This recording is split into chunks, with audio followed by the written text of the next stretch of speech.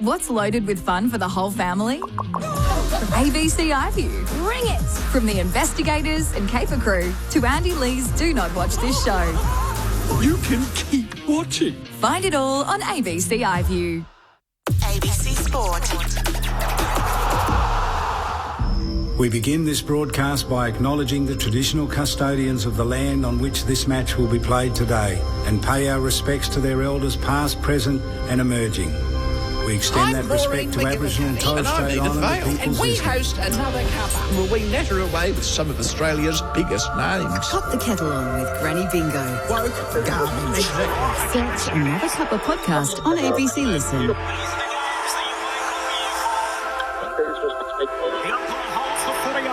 Boy, we're going to have some fun. The AFL in 2026 on ABC Sport. And the siren's out. Here we go. Listen to the roar. It is showtime. You take a seat because it don't get better than this. Right to the goal line. Jamie Elliott, the man who gravity forgot. That's why we love AFL football. On ABC Sport, this is the AFL. Sit back, relax, witness the greatest. It don't get better than this. From 45 and right it all the way home. An ambitious effort. Unbelievable. The left foot is a goal. Oh, yeah. Take a seat because it don't get better than this. Throws it. Kicks on goal. The prancing pony. What a goal. He's off and running for 45 to get the party started. Take a seat because it don't get better than this. It's bouncing. It's through. Bailey Smith. He'll want the cameras on him right now. Like camera action, baby. Countdown to contact. Spins around and buries it. Loads up from 55. That's a monster bomb. 40 metres out. Snaps towards goal. What a beautiful finish. Make it goal square. Goes for glory. He eyes the goals and sends it home. 100% pure footy. Every minute of every match, all season long. Gathers, snaps, goal. It's just football at its best. Take a seat because it don't get better than this. Kick on goal. Dribbles it through. What about that? Took them all on and said, I'll have some of this. Bailey pinches his pocket and bang, bang, bang. That's the price you pay against the Premier. Watson snaps. Oh, Watson puts it through. And the Wizard arrives precisely on time. He's built for the big stage. On his left boot. His kick is good. Inside 50, off the step, turns and goes bang. And snap. And goal. There's some bravery through the middle of the ground. How good is that? What a goal! He wastes no time. He whacks it through for another. It doesn't have to be your night, but it can be your moment. Hands it to Charlie Cameron. He can walk it in. Show him your tail lights, Charlie. Welcome to ABC Sports coverage of the 2026 AFL Premiership season. Runs the 50 out. What a way to finish. On radio ABC Sport Digital Radio. and ABC Listen. You take a seat because it don't get better than this.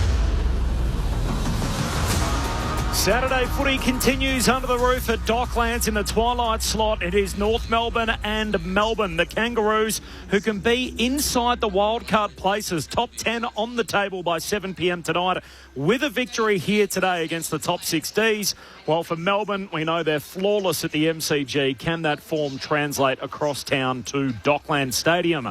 There is no late change ahead of the Roos and the Demons. Corporate Middlemass with you in commentary. The whole Saturday crew's here. Ben Cameron's alongside me for the call. Hello, Ben. Hello, Corbin. Tremendous to be here. Melbourne, who are so good at the MCG, they come to Docklands. Can it translate? And then the question for them, they're trying to play for, well, to solidify a top 6 position, possibly even get into a top 4 spot. And North just trying to get into one of those wildcard spots and play finals again under Alistair Clarkson. D's have played here at Docklands twice this year, so one loss to the Western Bulldogs by a breath in what was arguably the game of the season so far. It was an absolute humdinger back in round 11, and they beat the West Coast Eagles here in round 9. So how do they go against the Kangaroos, who were so good here last Friday night against Collingwood, ultimately on the wrong side of a razor-thin result themselves. They've lost 3 games this season by single digits. You can also argue on the other side of things, 4 of their 8 wins are against the 2 lowly teams in the Bombers and the Tigers. Speaking of the Bombers, their youngest premiership player on planet Earth, Adam Ramanauskas, is in the house. Hello, Ram. Good afternoon to everybody. A lovely winter's day outside. So looking forward to this one. I think Melbourne are a team certainly on the rise, and North Melbourne are a team that could be on the rise. So we spoke last week about North Melbourne needing to get one of these two games. So Collingwood, they obviously did it last week. Now Melbourne here again at the Docklands. If they can get a result, it gives them a shot at this wild card. Go on, give me your grievance off the top. Well, it's not a grievance. I just find it extraordinary that the roof is not open. It sounds like a grievance. It's a stunning Melbourne's winter afternoon. The sun is shining. In my car driving here, it said 18 degrees outside. So I would say that is perfect for people wanting a bit of sun. Open the roof up. It's this is the quote from the GM of Marvel Stadium, our good friend Scott Fitzgerald. Fitzy. This is what he had to say. I always back in Fitzy. Back in May. It's pretty simple. If it's warm, if it's not going to rain, and it's after 4:30, the roof will be open. If it's not, then we will open up. Well, what game starts after 4:30 here? Are the night games? Where they've done it on occasions early in the season. So we're effectively saying it's the early rounds of the season only. But because it's a retractable roof, the shadowing does cause more of an issue for the television broadcast, who are stumping up the money. So he who pays the piper calls the tune. Let's bring in the man who's helped us about every single role in footy. He's a Collingwood premiership player, former club captain, of course, at the Saints, All-Australian, the whole nine. Luke Ball's here. Hello, Bally. Corby, Rammer, Benny and listeners. I'm with Rammer this time. I'm the slightly later start for the team this afternoon. I was enjoying a little bit of much-needed vitamin D, and I would have loved to enjoy a bit more, Ram. But anyway, here we are under the roof. The shadow wouldn't be an issue now, Benny, with the winter sun. There's no issue there. There'd be no problems at all to treat this like a night game. But anyway, maybe the dew would set in at some stage, and then we'd be complaining about a slippery ball. But let's talk about the game. And it's an opportunity for North Melbourne, isn't it? They've let a few slip this year, no doubt. Last week, as you mentioned, Corb was certainly one of those opportunities that they let slip. And can they catch Melbourne just on the hop a little bit, or off guard a little bit? One of the informed teams. They took care of business last week like a good team should against Richmond, and then the week before, who could forget that first half in particular down at Tassie against one of the teams that we think are a real premiership threat. So all of a sudden, in the space of 6 months, Stephen King's got this Melbourne team humming, and they're one of the most watchable teams in the competition. They've got some star players that are playing well. They've got some young, precocious talent coming through, and they've got a big key forward who's clanking them and kicking goals. We spoke about this on the ABC AFL Daily podcast on Thursday night when Adam Ramanauskas was with us. You can get it wherever you get your pods. 5 drops per week. But what's it called? ABC AFL Daily podcast. Sweet. Tell your friends. You could make the case that Jacob Van Rooyen is the most improved player in the competition this year. From what he delivered last year, I think it was 17 goals in 16 games last year. He's booted 35 from 17 this season. Yeah, it's a good call. We don't have a most improved, do we? I know you're a big American sports fan. They love it over there. And look, it's probably always going to be tough to measure it. But I think you're spot on. And clearly, first and foremost, he's got himself really fit. You can just see, just watching him behind the goal footage, you can tell his work rate, his ability to get from contest to contest. There's no secret sometimes, is there, Ram, that the more you get to, the more you're going to get. But he's clearly also the beneficiary of the way that they've moved the ball this year under Stephen King, and he's just released the shackles a little bit, and their ability to transition the footy from one, which we know is the modern game. Has been a real highlight for the Demons this year, and guys like Pickett and others delivering the ball inside 50. Chandler's having a career best year. Sharp, all these sort of players that have really improved this year under Stephen King. He's been the beneficiary of that. So that was my response. Is he even the most improved player at Melbourne? His team, yeah, well. It's a great conversation, and it bodes so well for Melbourne that there's so many of those guys. And the coach, doesn't it? Yeah, it is that he's been able to re-energise players, and it's not just those players who have been fringe players to this point. Bailey Fritz comes back into the team today. He's back to where he was, or somewhere near he was in that premiership run, isn't he, under Stephen King? So, I'd expect the Melbourne fans come to Docklands, Benny? Do they? If they're not going to come today, 4 o'clock on a Saturday, with the team playing like this, you'd be a bit disappointed. What I am liking, I'm liking all the songs that the teams are running out to now. Now, just to go off topic completely. Do you? I don't mind it. So North Melbourne just, how many dudes, roll like this? Yeah. Yep. I quite like that one. I reckon that's a good one. That's in my top bracket at the moment. I've pointed out. Give us a couple of bars. That's you. I'll leave that to you. It does feel like more and more teams are doing it. They've got the hype song. Yeah. Then as they burst through the banner, we get to the team song as they run out. It used to just be the team song. We've added in. We live in a modern society, Ben. Yeah, one observation. I haven't seen a team make a smooth transition from hype song into team song. I was about to say. It's been a bit clunky. It's so jarring, isn't it? Whether there's a DJ mix or something. Look, it probably is a challenge to go from how many dudes roll like this into joining the chorus. Correct. So, but Hawks go Travis Scott into this, banjo tunes. Banjo thing. Happy team at Hawthorn, yeah. Yep. Just on North Melbourne as well, with where they're at and how they're tracking under Alistair Clarkson. Where do you have them sitting at the moment? Should they re-sign him before next year? No, I don't think they need to re-sign him before. What for? Like, that's just... You don't need to do it. Now, the improvement's clearly there. So they're 5 wins last year, I think, were they, Corp? Sorry? 5 wins were they last year? 5.5. Yep, so they're up to 8 now, aren't they? Mm-hmm. So there's still, what do we got, 6, including this game, 6 to go. So they can hit double figures in wins, and that's an incredible improvement. Yeah. You've doubled your win tally in a season of football. Now, okay, people will turn around and say, oh, they've had a bit of a soft draw, blah, blah, blah. Doesn't matter. You're still got to win games. Got to win them. Yeah, that's right. They weren't winning. They haven't been winning. No. That's the point. Yeah, and I think the other percentage of 92, you take the Fremantle game out, which was a horror show. That was a real low point. And it's probably around 96, 97. So that, to me, says, we spoke about it this morning, Corb, that to me says they're in games for longer. Last week, a great example.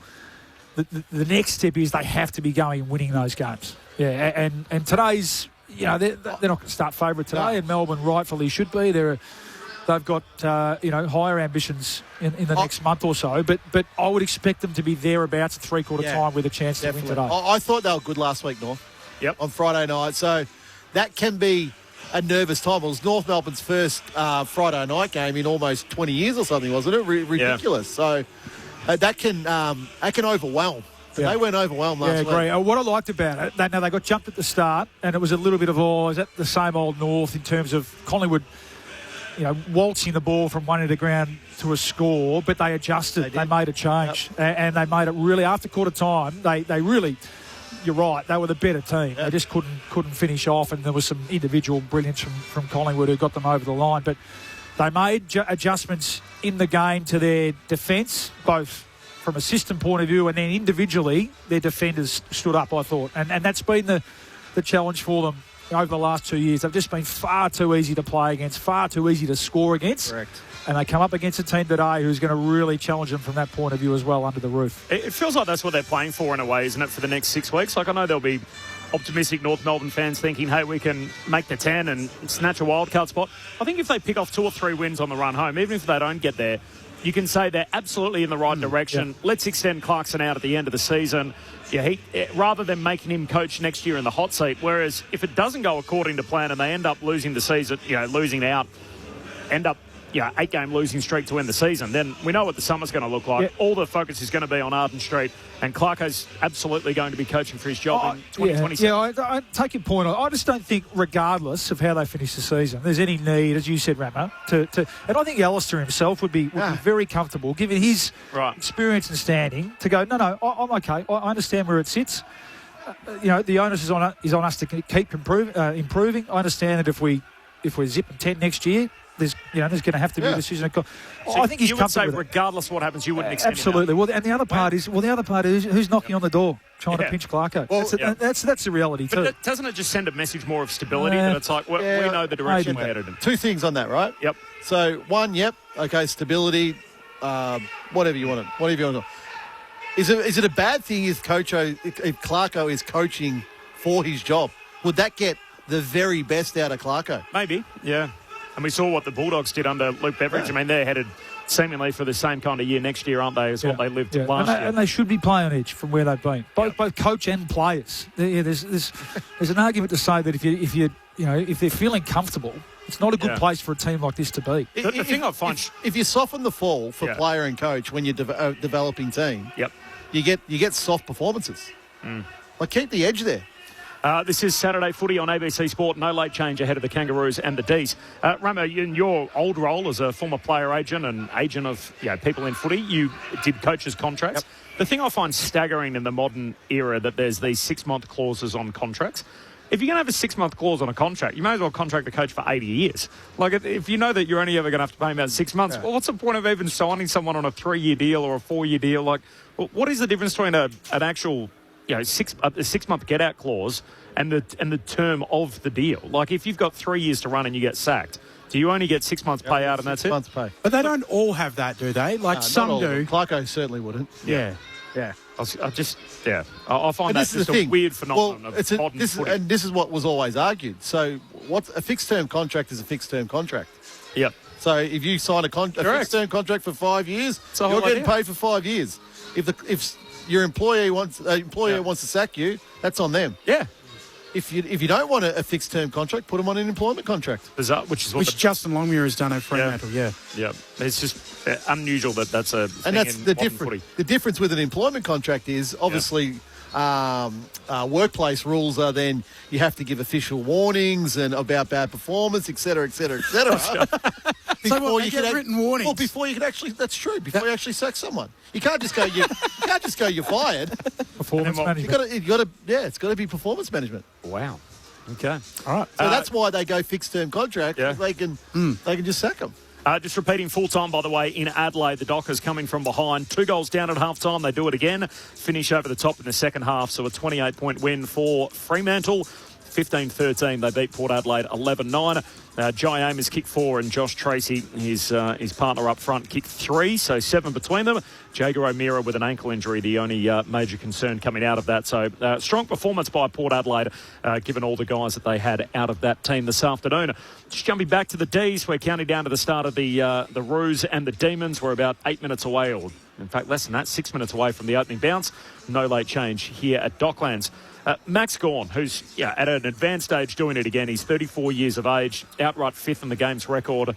I'm not saying 34 is an advanced age in football anymore. Okay. What's old in modern footy? I think 35, 36 now. Jeez. Whatever he's doing something no one else has done. He looks like he's destined towards a 9th All-Australian Blazer, which would make him the first nine-timer we've ever seen.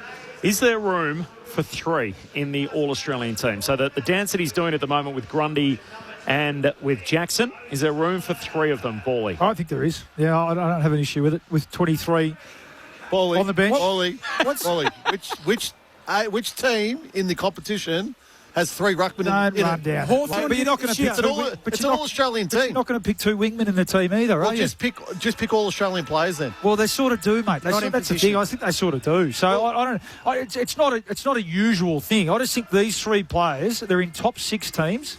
Let's presume that they run the season out, and they will win the best and fairest in their team. Yep. How can you say to them? I just think I'm with you, boy. To have one of them left out.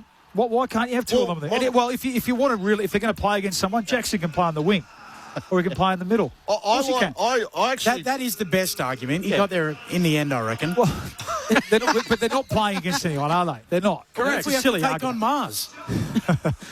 Well, our man, we'll give it a few years before our man Musk has got a team rolling over on Mars. But until then, Ben, I just think it's a year out of the box. They've still got to finish the year off.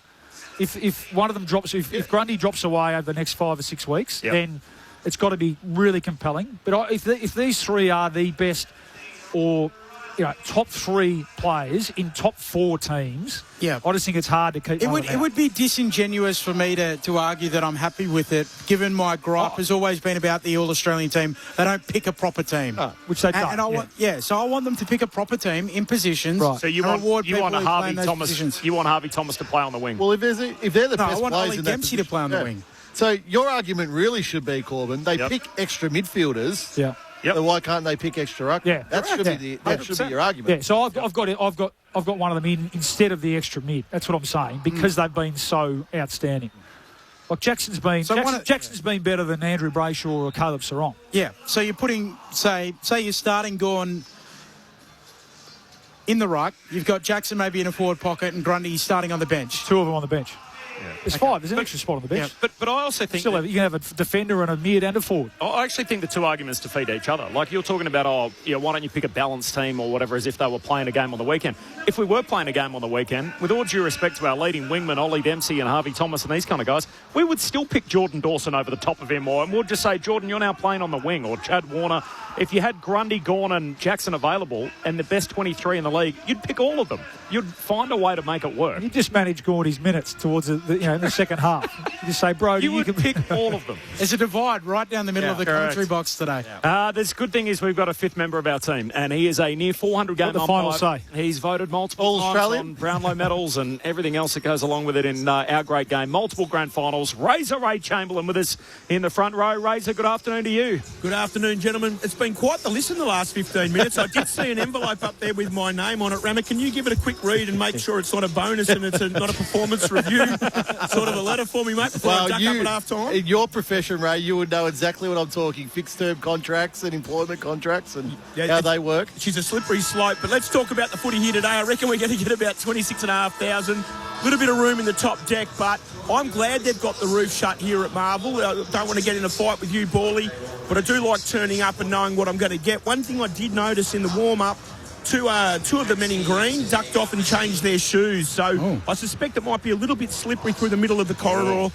But other than that, perfect conditions. Looking forward to this one. Importantly, Ray, is there room for 3 ruckmen in the All-Australian team? What I'm loving here, Corb, is just the constant carry-on about midfielders. When one of them win the Brownlow at the end of the year, all of you blokes pipe down. Ray, how do they pick the All-Australian umpire? Yeah, no, well, that depends who you ask. If the bloke who missed out's a bit salty, they'll say it's because the other bloke washed the coach's car. But it's a performance-based thing, mate. And obviously, at the end of the season, the umpire that's considered to be ranked number 1 out of the 42 field umpires, and the same happens for the goal umpires and a boundary. Yeah. They're awarded with that honour. So do you mean on statistics, like the percentage of correct decisions as charted throughout the year? The secret sauce that they've got in there at the umpiring department, if you're ranked number 1, you're the All-Australian. And how many times did you get that, Ray? Yeah, I didn't wash any cars, mate. Good on you, Ray. More from Razor. He's not going to settle our tie for us. Maybe you can have a go on the SMS 0437 774. Well, I tell you what, 774.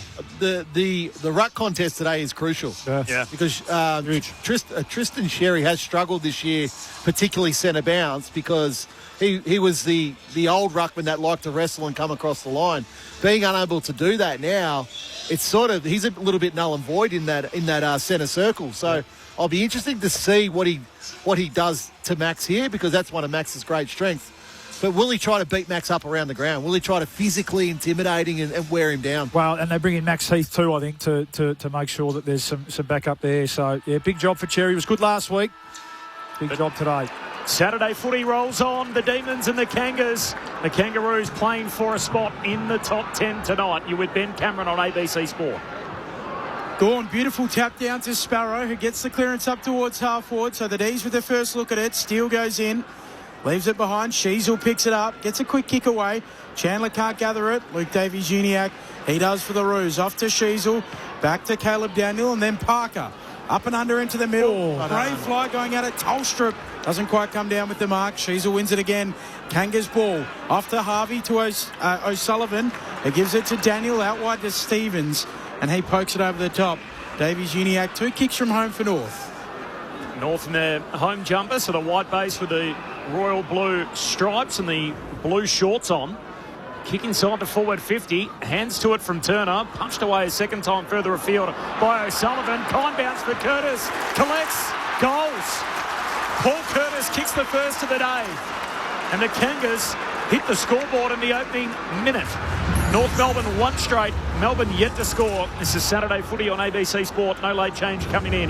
Luke Ball, Adam Ramanauskas. Well, there's always a lot of risk when you as a defender, you spoil the ball back into the central corridor inside 450. We've just seen a replay of that contest between Tolstrup and Larkey. Both terrific courage by both. So ball comes inside North Melbourne's forward 50.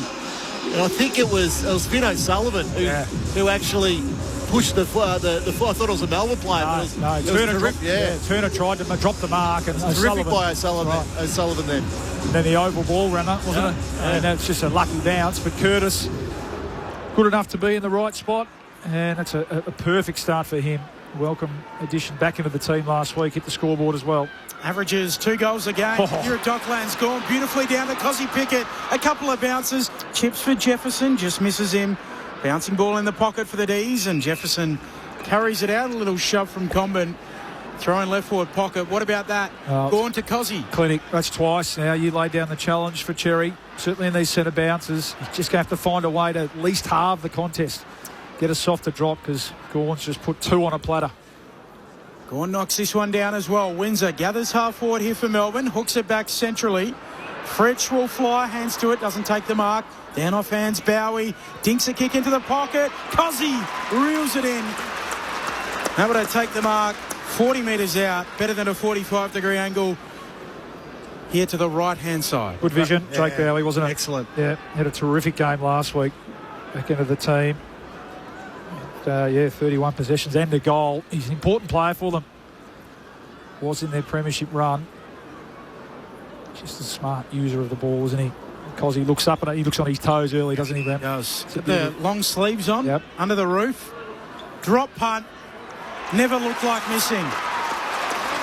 Cozzy Pickett gets Melbourne into the contest. Their first of the afternoon. 1 straight 6. Each of 2, 3 minutes into this opening term. Saturday footy on ABC Sport. Look, he's just having a terrific year, Cozzy Pickett. I love the way Stephen King is using him up in the midfield, particularly around centre bounce, and then go forward. There's no real defensive running. It's like, where can Cozzy do the most damage? And I think that's a perfect example. The tap by Gawn, incredible. But then he keeps spinning forward. He keeps going with that run, and he's certainly in the All-Australian team, I would say, Corb. I mean, you've got to play someone on him, don't you? You cannot have him having... Well, Caleb Daniel was chasing him there. Yeah, is it O'Sullivan? Not sure. Starting in the centre bounce again. Oh, gee, little shallow. The ball up in the middle. Gawn landed awkwardly.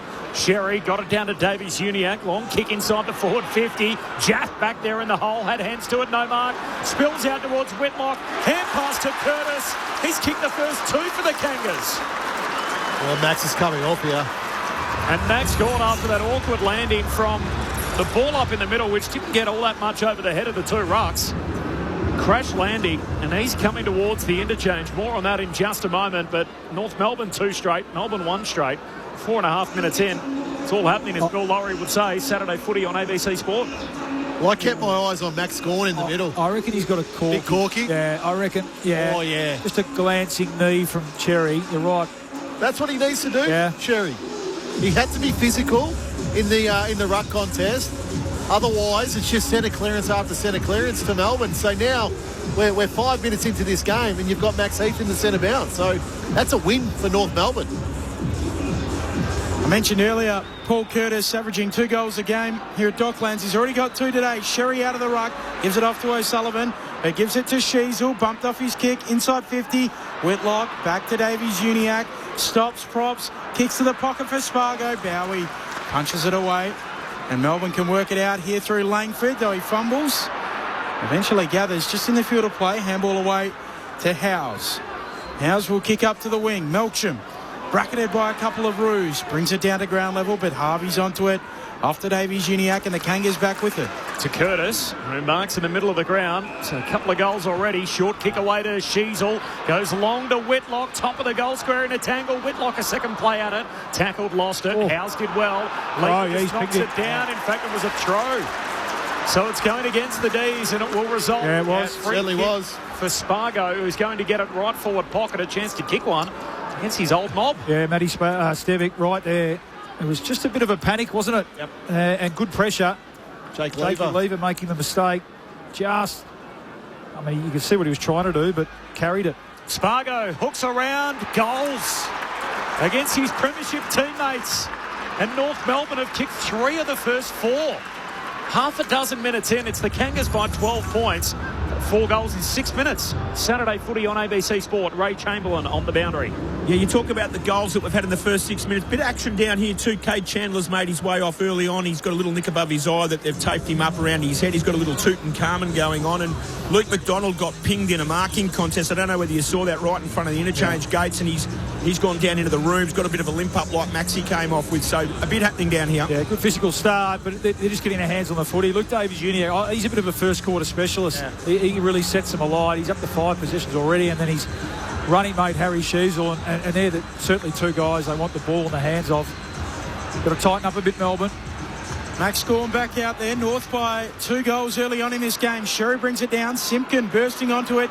Here's Luke Davies-Uniacke again, running away from Steele. Kicks towards full forward. A low ball. Mopped up by Bowie, and then the clearing kick from Tolstrup, with the mark taken by Simpkin.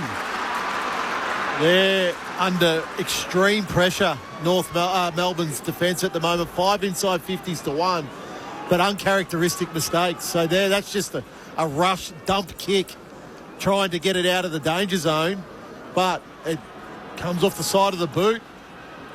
And Jai Simpkins there waiting inside forward 50. Should convert 40 metres out directly in front.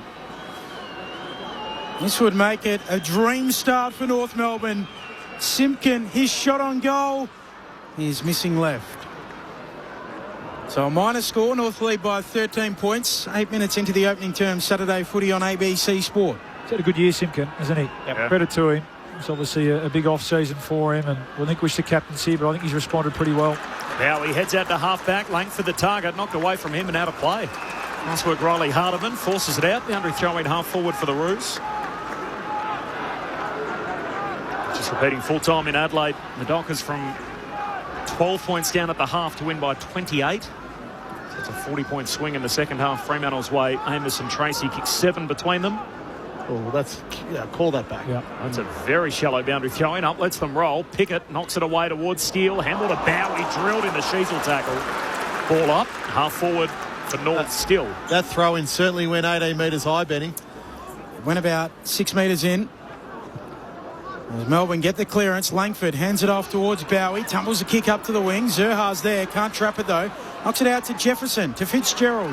Handball knocked down, he wins it again, hurries a kick up to half forward. Harvey's there for the Roos. Gives it off to Sheasel. Sheasel loops it over the top. O'Sullivan has to wait for it. Back to Harvey. He gets rid of it to Scott, who rushes a kick to half forward. Curtis contesting it down at ground level. Spargo wrapped up by Steele, and a ball up centre half forward here for the Kangas, attacking the Lockett end in this opening term. They lead it by 13. Umpire tosses it up. Heath palms it down. Davies-Uniacke tackled, and the ball up again, middle of the ground. 2 changes at selection. Scott and go to the ins for North. Lemires and Bange both injured from last Friday's team from the stoppage. Good handball and all of that. Steele releases Pickett, who runs his way through a bunch of traffic. Handball to the umpire. Handball to himself. And then goes and gets it. The umpire jumps out of the way. Cozzy retrieves it, sends a secondary handball forward, finds Ed Langdon. Langdon goes long to Gorn, and Gorn marks. Just beats Condon in a one-on-one. And Big Max will have a look here. 20 metres out, just left of centre. Oh, that's the beauty of him, isn't it? And that's the beauty of having Heath back into the team. And Tristan Cherry must be thinking, well, geez, I did my job. I got the knee into him early. Got him off the ground, but he goes forward and just too strong. Unbelievable contested mark he is. He's going to hook it across the body, even though he's virtually straight in front. He's mishit it. He's missed the whole lot. Out of bounds on the full. So it's North by 13 points. We're 10.5 minutes in, 3-1 to 1 straight. Saturday footy on ABC Sport. Repeating full time in Adelaide. Fremantle by 28. Core across the goal mouth to Daniel, who bullets a pass beyond the defensive 50 for Scott. He'll get it back, Daniel. Flicks a handball forward to the runner Parker, who pokes it on. Mark taken by Simpkin right on the centre line. Now he'll look inside 50. Kicks deep towards Sherry. Heath comes across. Halves it down. Sherry wins it at ground level. Inside 50 now North. Spargo gets rid of it to Hardiman. Slips a tackle. Eyes the sticks across the goal mouth. And he won't score, in fact. So Langdon marks alongside the behind post. North lead by 13 points. 3-1 to 1 straight. 11 played opening term. Kick heads out to half-back. Gawn the target, and again he's got it. Takes a juggled mark in front of Condon. Max Gawn got a corky in the opening couple of minutes. Hit the bench. He's back out there now. Had a shot at goal. Lateral kick to Turner. Long kick looking for Rivers. Broken up by Sherry. Wins it for North. Attracts a crowd. Got a hand pass close to the boundary line, and Darling throws his body at it. And was touched over the line. That'll do. Throw in. Half forward for North. The two big men, Sherry and Darling, both doing well to force it into a neutral ball scenario. The Kangas by 13 points. A dozen minutes into proceedings here. No late change at Docklands. The Roos by 13. Sherry and Heath go for a little wrestle. Sherry brings it down, but Langford there for Melbourne. Off to Rivers. He'll poke a kick for Cossie Pickett on the logo. There's a little pirouette. Feeds a handball to Fitzgerald. Mid-season draft pick. Boy's been good since he came in. Gave it back to Cossie. Set him a task. He's wrapped up. And a ball upcoming. It was right in front of you, Ray. Did he have Pryor then? I'd say no Pryor. Immediately tackled and ball pinned. Justin Power with the good decision. As Heath slaps it on. The Roos are there through Caleb Daniel. He handballs it to Hardiman, to Simpkin. Floats a kick around the wing. Rivers caught out of it, slapped out of play. And a throw-in coming right in front of Ray again. Just on the umpires today, Power, Stevic, Toner and Dorr. Matt Stevic, obviously, that mistake, howler last week, Ray, however you characterise it. How would he feel coming into today? No, he'll be keen as mustard to make amends. I mockingly talked about washing cars. Matt Stevic's a 9-time All-Australian umpire and a standard setter. He'll want to have a good day today. Roos from the stoppage. Harvey's kick smothered. Sparrow did well, and then Pickett got himself out of that phone box and then swings a kick to centre half forward, finds Melksham. Also owns 4 car washes, I think. Yes, he's on today, Cossie Pickett, as Melksham goes long to full forward. Gawn reaching for it. No mark, Pickett in the vicinity, but it spills down to Parker. Hand pass away to Scott, back in the team. Goes back to Zerha.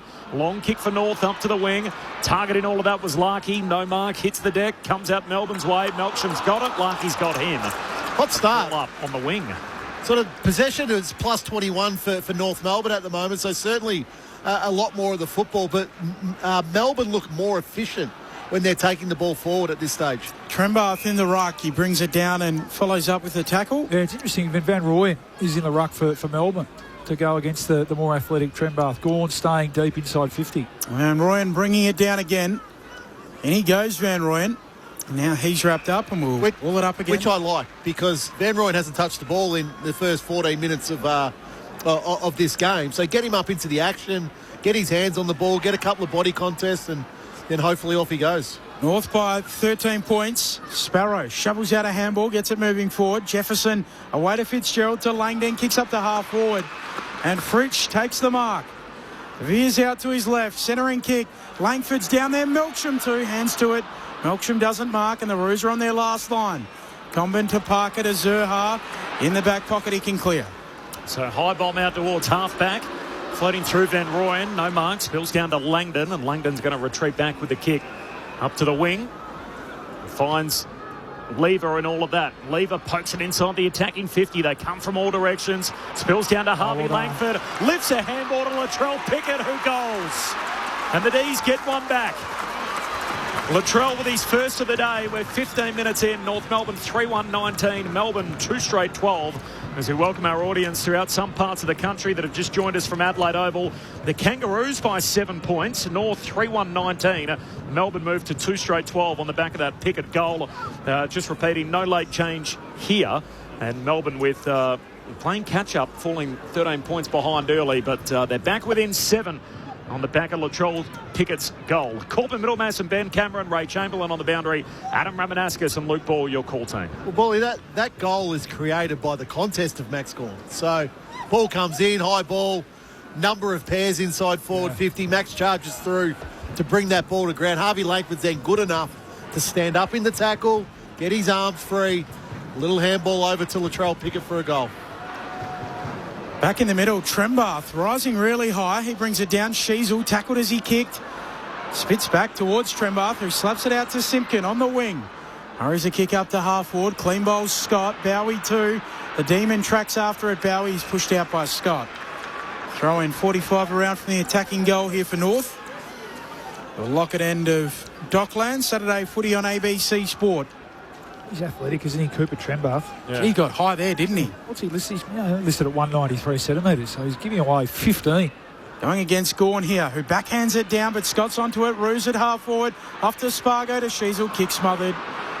Now onto it, Chandler, though he's worried out of it. McKercher bursts onto it. They're retreating here, the Roos. Back to the middle of the ground. Comben nearly misses the handball. He gets it back from Zurha. Comben goes straight up the pipe. There's a pack of players at the drop. Full forward for North. Punched away by Jaff. Spills down to Windsor. Got a hand pass away to Sparrow. His hand pass, a turnover. Spargo for his second. Hits it. Goals.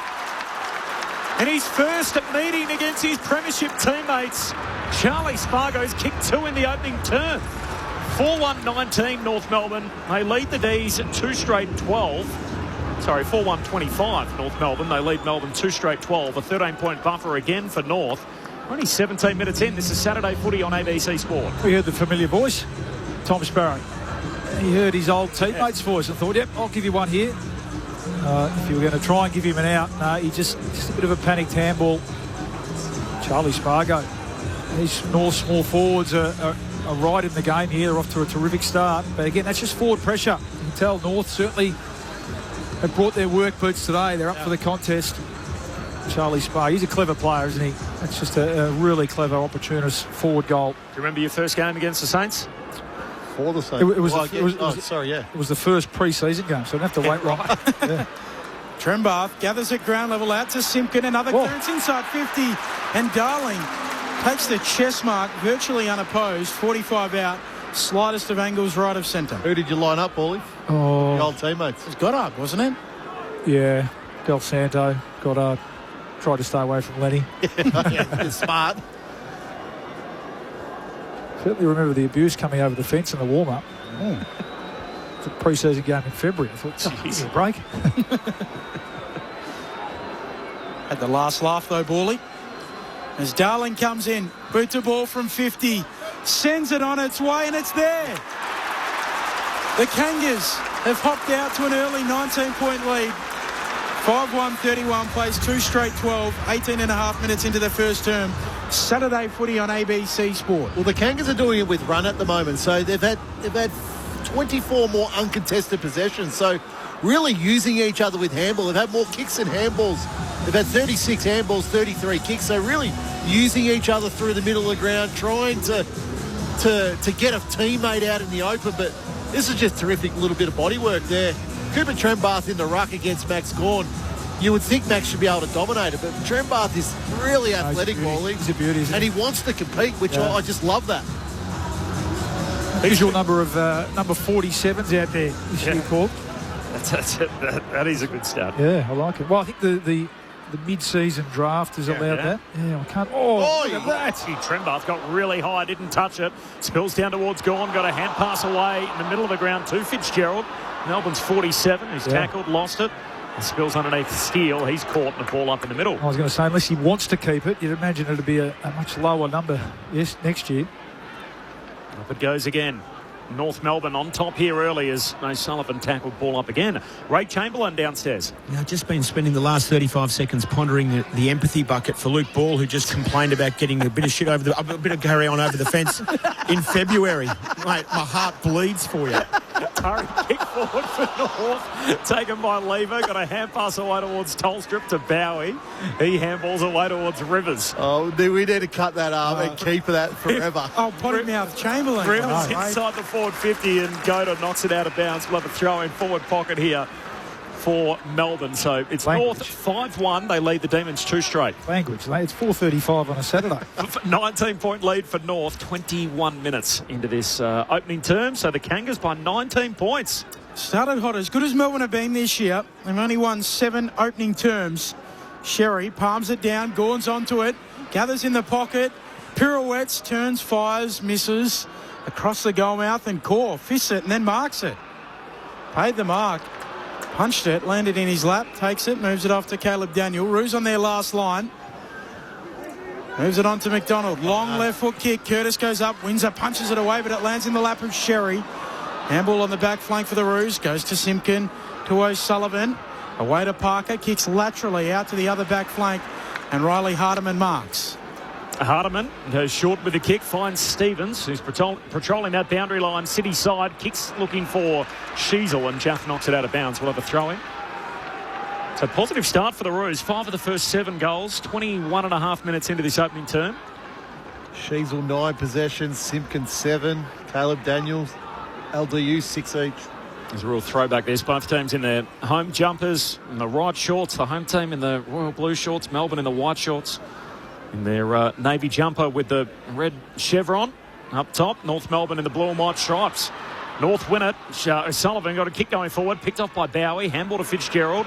Hurried handball to Sparrow. Surge kick forward. That's intercepted. And the mark taken by Hardiman. And the West Australians got it out on the Logo City wing. North by 19 points, 22 minutes in. I'm interested about Riley Hardiman as well. I'll come back to that. Driving ball inside 50. Trimbath. Well, he takes the pack mark, and all the Roos fans are thinking, where was that at the end of last week? Oh, look, we saw Trembath in that previous centre bounce ruck contest jump over Max Gawn. You can't give this young man a run and jump at the ball without any body pressure, because he's just too athletic. You know, there wasn't a Melbourne defender near him, applying any pressure to him, pushing him, not allowing him to jump. So in the end, it was a pretty simple mark for him. Yeah. Take lever. Gee, there is so much to like about this kid. Trots in, slides it through. North Melbourne are all over the D's. 6-1-37 plays 2 straight 12, 23 minutes into the opening term. North by 25 points. Luke Ball and Adam Ramanauskas are premiership pair. Well, he's a kid in terms of AFL experience. You're right, Benny, but is he 20, 21 this year? So big, strong body. And you're right, Ram. I mean, has the upside as well. There's another couple of pre-seasons, but I just love the way he launches the ball. Jakey Lee would be disappointed with that. You're right, gave him far too much space. It was really nowhere near him. No. And he doesn't let them down. Well, he's a good kick too. Not a lot can go wrong with that set shot technique. Trembath lines it up, runs straight, toe to the target. Terrific start this from the Kangaroos. Melbourne's defenders have had very ordinary quarter with the way they've defended. Max lands heavily in the middle again. Sherry appealing for a free, not forthcoming. O'Sullivan runs away with it. Kicks for Trembath in the pocket. Turner holds him out. Wasn't paid the mark. Had to keep it moving to Howes, and the ball slides out of bounds. Throw in forward pocket for the Kangas. Oh, that was interesting. Sorry, Corb. Yeah, yep. All of a sudden, having copped a corky, he's just put Max off his game a little bit, jumping at that centre bounce. That one was far too early and didn't get anywhere near the ball. So a few early wins here for Tristan Cherry. Forward 50 stoppage for the Roos. One down by Sherry, but straight to Harvey Langford. D's get it out of defence. Handball to Windsor. Kicks to the wing. Finds Van Rooyen. Mark's now at half-back. Gives it back to Windsor. And here go the D's. Moving it quickly down the dockside wing. Windsor away to Sharp. Kicks up to half-forward. Nice mark from Chandler. As the tape around his head now after that early blood rule. Goes for Jefferson. And he's got long limbs. He reaches up to mark on the searching lead. 30 out. 45-degree angle. Left forward pocket. It's great footy. Great transition footy. They haven't been able to create too many uncontested chains, have they? North's pressure's been really good in this first quarter. Windsor was the one who broke the line first. And it was a lovely kick. And he's shown plenty, hasn't he, Matthew Jefferson? Really starting to emerge as a player.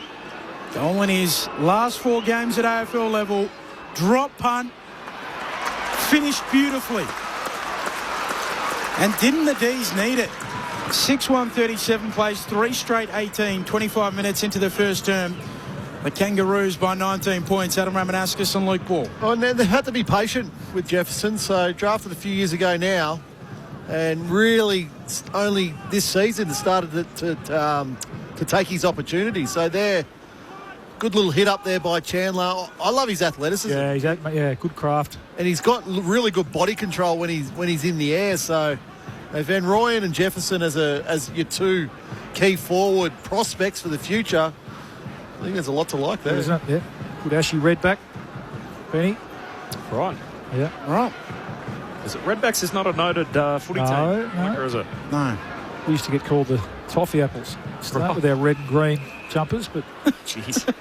Redbacks had a bit more Or to it. Only just as Sparrow just waxes with steel. Short kick inside 50. He's got it again. Yeah, and I like Jefferson, that. Like centre half forward. So you can either go for goal yourself and, take the risk, or you reward your lead up forward. Now, Jefferson's only, he had? 1 kick, 2 kicks for the 1 kick.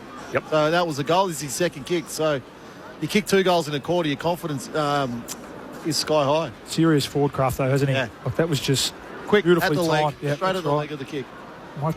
Charlie Coleman might have to start playing in front of him because he's got serious speed too. Jefferson to turn momentum. The kick is good. Jefferson's kicked 2 in 2 minutes, and the Demons are working their way back. 27 gone in this opening term, and after North led by 25, that lead cut to 13, 6-1 to 4 straight. 27 minutes into the opening term. Saturday footy on ABC Sport. Gentlemen, we've had 10 goals in 27 minutes. Yeah, we've got a shootout. A shootout under the roof. That time there, you can play to the whistle. The free kick, I didn't quite see what it was for, but Jack Steele getting the 1-2. And Melbourne Mids just starting to get their hands on a little bit more. The first 15, 20 minutes, it was all the Kangaroos. And Harry Sheasel comes back onto the ground. Just been able to steady things through the middle of the ground. Never kicked 3 goals in an AFL game, Matthew Jefferson. He's got 2 in the opening quarter today. North by 13 points. Saturday footy on ABC Sport. Sherry taps it down, gathers on the bounce himself.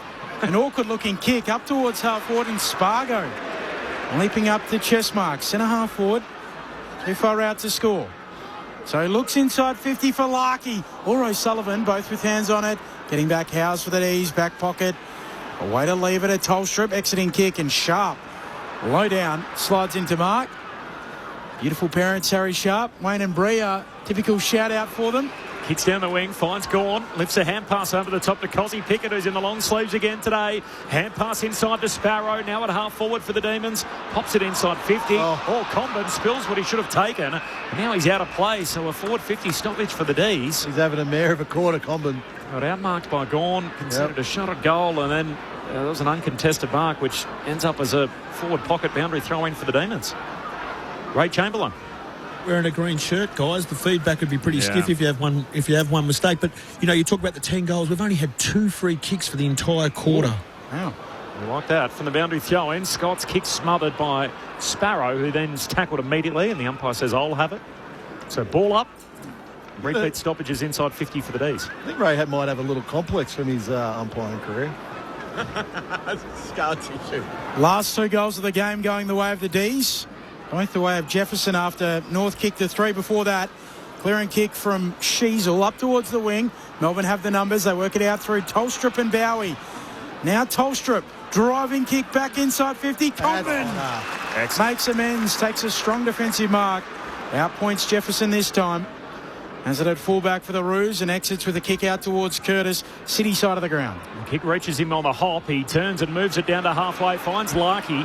His team kicked 6 of the first 8 goals. That is Larkey's first disposal. Kicks to half forward, a turnover.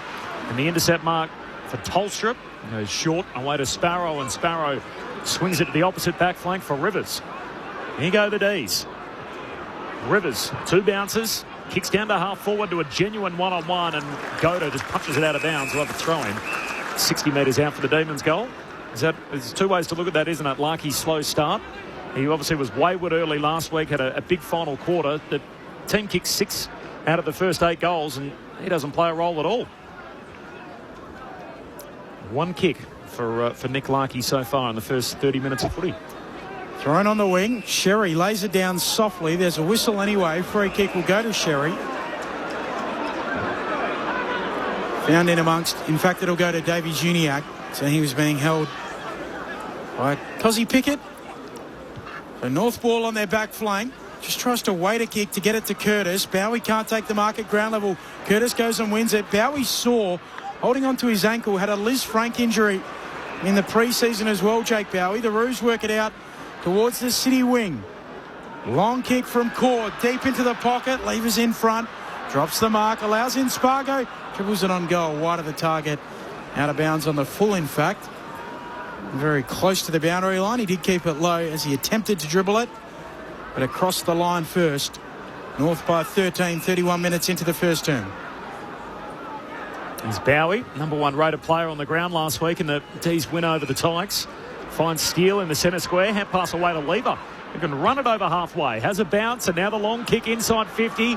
Comben in front of Jefferson, punches it out of play. Boundary throw in 40 out from the D's goal. Yeah, I think it's a good adjustment. Happy to take front position there.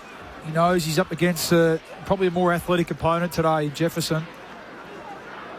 And his last two contests, Charlie Comben, he's really made amends for a few little blues early on. Boundary throw in. Jeez. Shallow again. Rucks don't quite get there. Bowled over, and here's a free kick. It's a hold, and it's going to Gawn inside 50.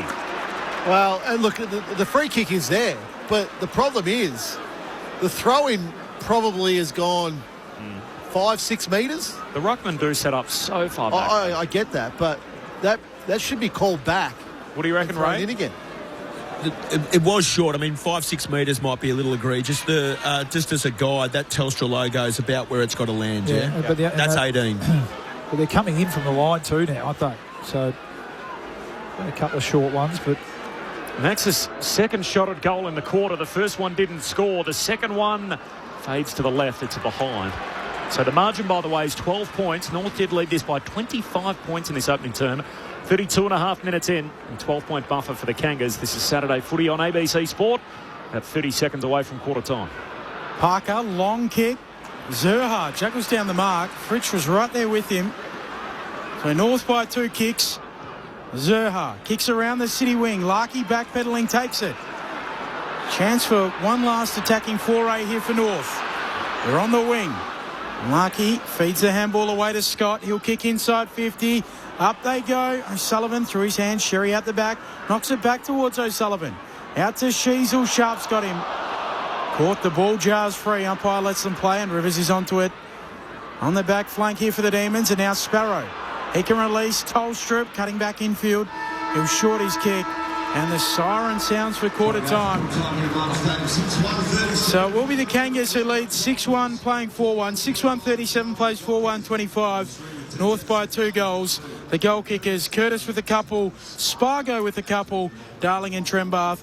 Both of the Pickets both have 1. That's Latrell and Cozzy. And then Jefferson with 2 for Melbourne. Roos led this game by 25 points before Matt Jefferson kicked back-to-back goals to trim that margin, so 12 points at quarter-time North's way. Full-time in Adelaide, it was a 12-point half-time deficit for the Dockers. 40-point turnaround, they won by 28 in the finish. So a big win over a plucky Port Adelaide team missing a host of their stars. 4 for Amos, 3 for Tracy, and Jager O'Meara with an ankle injury. Some breaking news coming through from the match review officer. Darcy Fogarty has been charged with striking Harry Cunningham. So it was an attempted tackle, had a swinging arm. Striking is the charge. It comes back as careless. The impact has to be severe because the player was concussed. And, of course, it's high contact because it's around the head. That spits out a 3-game ban. So that's the offer. 3 games for Darcy Fogarty for the match review officer. You are our former MRP member, Luke Ball. What do you think? I've got to have a better look at it, to be honest. Is there maybe the behind the goals vision? It's interesting, like the immediate reaction even with Cunningham's teammates in the vicinity wasn't to remonstrate, was it? And sometimes that's a bit of a tell. Usually when teammates feel like, you know, there's been an indiscretion or something that's, you know, really strongly transgresses the rules, they react, don't they? And that didn't happen. So I must admit, I didn't at the time. I thought, he must have just got him in the wrong spot. But really interesting. I can't imagine that they don't challenge that, the Crows, given, I mean, he's obviously a really important player for them, and it's an important time of the year. But they're not going to be able to challenge the grading, so it's either going to be careless or not. Well, they're going to need to argue that it's a tackle gone wrong, aren't they? that it's a natural tackling action. Because it feels like a little bit of a gap in the way that the laws are written in so far as it's either a strike or it's a dangerous tackle. It's not a dangerous tackle. It's an attempted tackle that's gone high. But you can say it's a strike given it's the swinging arm, and that's what that's what they've said. Yeah, okay. So they're going to. You're spot on. Yeah. They're going to have to argue that was a tackle and it wasn't a strike, and that it's a legitimate tackling motion. And I'll have to have another look at it. It felt like a tackle at the time, didn't it? That obviously just went wrong. But I must admit, but my first thought when I saw it was, he's got it wrong. He's hit him around the head, and he's been left concussed. And I'm almost conditioned to think you're culpable for the damage. I think clearly these days the benefit of the doubt goes the other way, which I'm okay with, and then go and argue your case and argue that what you did wasn't careless or wasn't a strike. So I'm fine with that, and that's what the Crows are going to have to decide on. Yep. There it is. 3 games is the offer for Darcy Fogarty after his what is now ruled as a strike on Harry Cunningham last night. This is Saturday Footy on ABC Sport. The Kangas by 12. Back with the thoughts of Rammer and Bawley next. I'm Maureen McGillicuddy. And I'm Edith Vale. And we host Another Cuppa, where we natter away with some of Australia's biggest names. Pop the kettle on with Granny Bingo. Woke garbage. Exactly. Search Another Cuppa podcast on ABC Listen. This is the 2026 AFL Premiership season with ABC Sport. Hands to it from Turner, punched away a second time further afield by O'Sullivan. Time bounce for Curtis, collects, goals. Paul Curtis kicks the first of the day, and the Kangas hit the scoreboard in the opening minute. Fretch will fly, hands to it, doesn't take the mark. Down off hands, Bowie dinks a kick into the pocket. Cozzy reels it in. Drop punt, never looked like missing. Sherry got it down to Davies Uniacke. Long kick inside the forward 50. Jaff back there in the hole. Had hands to it. No mark. Spills out towards Whitlock. Hand pass to Curtis. He's kicked the first 2 for the Kangas. Spargo hooks around. Goals. And North Melbourne have kicked 3 of the first 4. Lever pokes it inside the attacking 50. They come from all directions. Spills down to Harvey Langford. Lifts a handball to Latrell Pickett, who goals. And the D's get one back. Windsor got a hand pass away to Sparrow. His hand pass a turnover. Spargo for his second. Hits it. Goals. As Darling comes in, boots a ball from 50. Sends it on its way and it's there. The Kangas have hopped out to an early 19-point lead. Jefferson to turn momentum. The kick is good. Jefferson's kicked 2 in 2 minutes. And the Demons are working their way back. The AFL on ABC Sport. On radio. ABC Sport Digital Radio. And ABC Listen. Saturday Footy on ABC Sport. The Kangas by 12. They did lead by as many as 25, having kicked 6 of the first 8 goals in the game. This is Saturday Footy on ABC Sport. Corporate Middlemass, Ben Cameron, Ray Chamberlain, and our premiership pair, Luke Ball and Adam Ramanauskas. Oh, well, look, a terrific start by North Melbourne. 6 goals won from their 16 inside 50. So, but I love what they were doing with their handball in that quarter. So Sheasels had 11 in that quarter, but a lot of what he was getting was through the middle part of the ground here at the Docklands. So actually getting full value for his possessions rather than out wide and, just sort of those real useless possessions that you don't want your prime movers really having. So going inside forward 50, I mentioned Melbourne's defence. They made a lot of errors, just really basic defensive errors that allowed North Melbourne to score. So North has scored 4 goals from turnovers in 4 of their 6 goals from turnovers in that quarter, and there were mistakes deep inside North Melbourne's forward 50. So I think that's where Stephen King the message will be, hey, let's get our defensive standards, let's get our defensive pressure, let's get our defensive execution a lot better in the second. Yeah, good call. You've got to go at them, don't you? I think that's the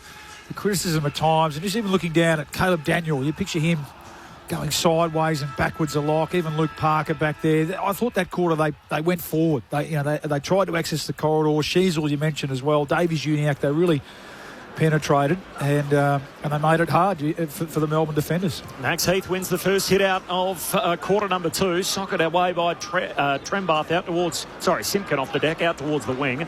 Jaff was there to intercept. He's bowled over, picked up by Cozzy Pickett.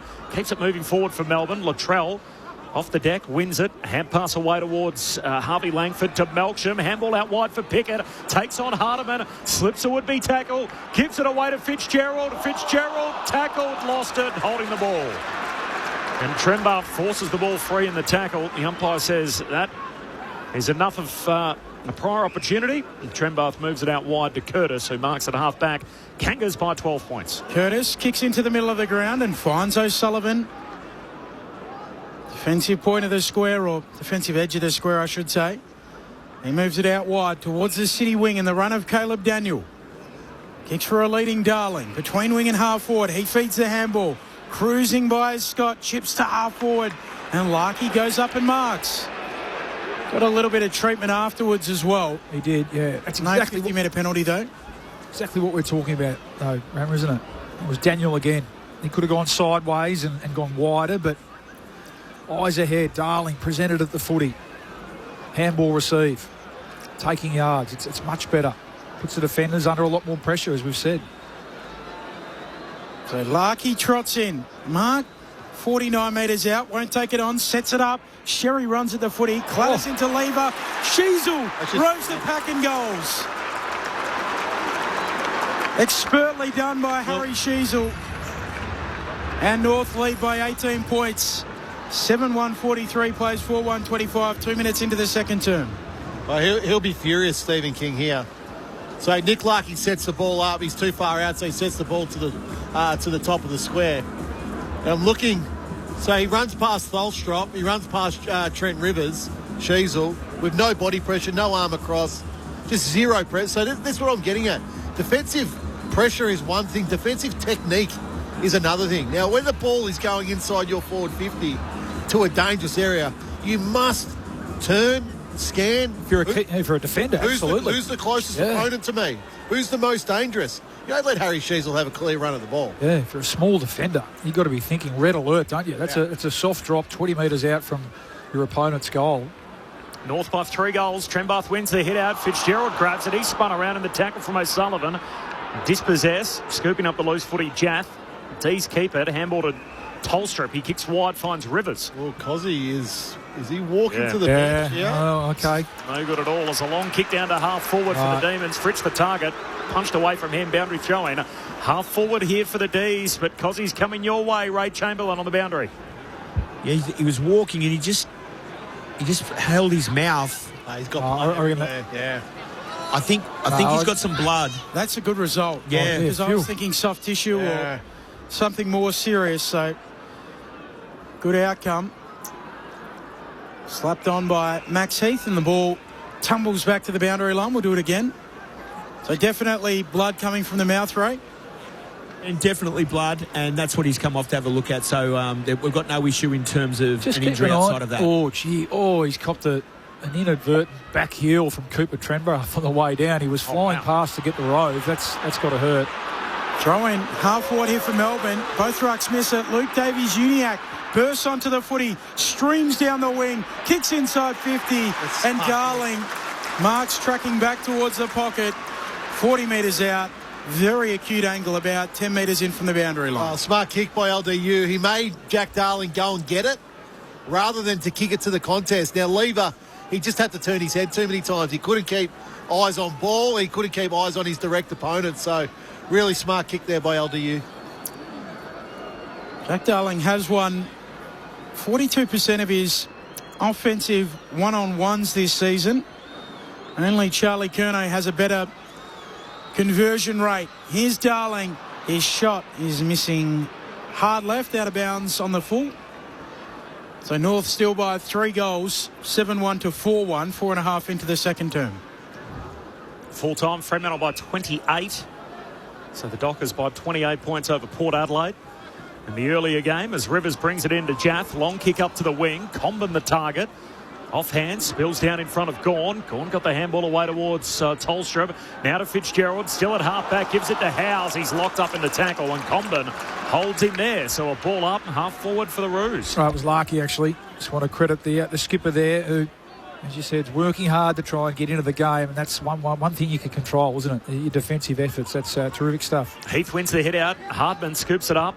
Gives a handball away towards Davies-Uniacke. Now to Harvey. Long inside 50. Punch comes from the back by Lever. Down to Rivers. Melbourne with it in the back pocket. Handball away to Steele. Kicks to a one-on-one at half-back. Hardiman there with Langford, and the ball spills out of bounds. We'll have a throw-in 52 metres out from the Roos attacking goal. It's a 18-point buffer for the Roos. 5 gone second term. Ray Chamberlain on the boundary. Those playing upstairs will be looking not where the boundary umpire throws it from, but from the boundary line. So this will be coming in 18 metres from the boundary line, not where the boundary umpire stands. Dan Turner, Dan Turner holding his ribs. The best guide I've learned today from you, Ray, is that the 50-metre digits on the arc. Now it's an advertising logo. He's 18 metres in, so you can always use that as a guide. Wonderful guide. And the ruckman are, 15 metres back from that? Yep. Keep an eye on Dan Turner down there, Ray. As the umpire flings it in. The rucks wrestle. Sherry palms it down, slapped on by O'Sullivan. Onto it, Bowie in the pocket. Knocked away from him by Simpkin. And a throw-in coming. No! Insufficient intent. Free kick going the way of Simpkin. And it was Simpkin who hit the ball. So no, it's going the way of Bowie. Simpkin did pick it up, and the free kick is going to go the way of Bowie. That should Simpkin, be 50. that should be 50. Yeah, he's lucky there, Giant. Didn't throw it back to Bowie. Now what he's arguing in the back pocket away to Lever. North by 18 points, 7 minutes into this second term. Bowie off and running, kicks up towards halfback, slides off a set of hands down North Melbourne's way. Handball away to Darling, pokes it inside 50, and Lever takes the intercept mark. Fullback for the Demons. Lever's long kick out towards Langford, who marks it halfback. Sends his kick down the wing. This is Heath. Moves a handball further afield to Sparrow. Sparrow looks inboard with the kick, and Fitzgerald marks. Fitzgerald, forward of the logo.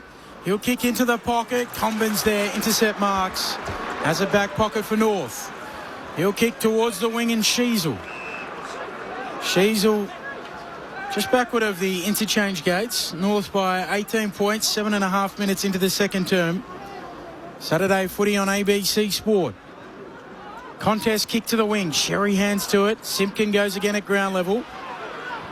Now soccering it on Luke Davies-Uniacke. Larkey picks it up. 55 out from goal. Gives it off to Stevens. He'll flick it to Caleb Daniel. Through centre half forward. The kick, not his best. Turnover. Mark taken by Langdon at fullback for the D's. And they can work it out from there. North by 18. Neither team able to hit that kick inside 50 at the moment. Short kick to Fritsch. He shares it with Rivers, and Fritsch now gives it back to Howes. Short kick to Rivers. So Roos by 3 goals. 8 minutes gone second term. Saturday footy ABC Sport. Kick goes down to Fritsch. Back in the team after that finger complaint. Got the glove on. Kicks inside 50. And Combat comes up and intercepts. Rocks and Diamonds today. Goes across the goal mouth. Finds Riley Hardiman. He swings his kick out to left half back for Sherry.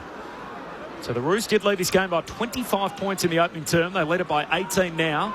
Handball away to Zurha. Hand pass further afield to Davies-Uniacke. Steele lays off him. Lateral kick finds Daniel on the logo broadcast side. Roos by 3 goals. Daniel moves it on to O'Sullivan. Kicks around the edge of the centre square. Spots up Sheasel. Running by Caleb Daniel. North by 3 goals. And going inside 50 again. Larkey offers a lead. Sheasel overshoots him. Off the hands there of Lever, out of play. Throw in right forward pocket here for the Kangas. Ray Chamberlain on the boundary. Yeah, good news for Melbourne fans. Cozzy's back, and I suspect he's had a couple of stitches internally by what we can see down in front of us, but he's going to be fine to go. Washed out his mouth, and he's ready to go. And you're next, Ray, from the throw-in. Sherry drops it down, and then they're able to clear the Demons. A hurried kick up towards the wing. Zurha juggles, and the Roos back with it. North by 18 points, 9.5 minutes into the second. Zurha. The long kick inside the forward 50. They come from all directions. Punched away and all of that by Lever. Finds the safety of the boundary line and a throw-in. Freo by 28 points over the Power. Darcy Fogarty offered a 3-match ban after his what was deemed as a strike on Harry Cunningham out of last night. It's the MRO news just dropping. 18-point lead for the Roos. Forward 50 stoppage. Sherry grabs it out of the ruck. Hooks it over his head. One bounce. Out of play. Throw in again, close to the behind post. Scoring dried up, isn't it? Yeah. For that one Harry Sheasel goal, only score for the quarter. 10 goals in the opening term. Right forward pocket here for North. Gawn and Sherry go for a little waltz. Out the back it goes. Davies-Uniacke overruns it. Tolstra picks it up. Tackled down by Trembath. Dumping tackle. Free kick going the way of Tolstra.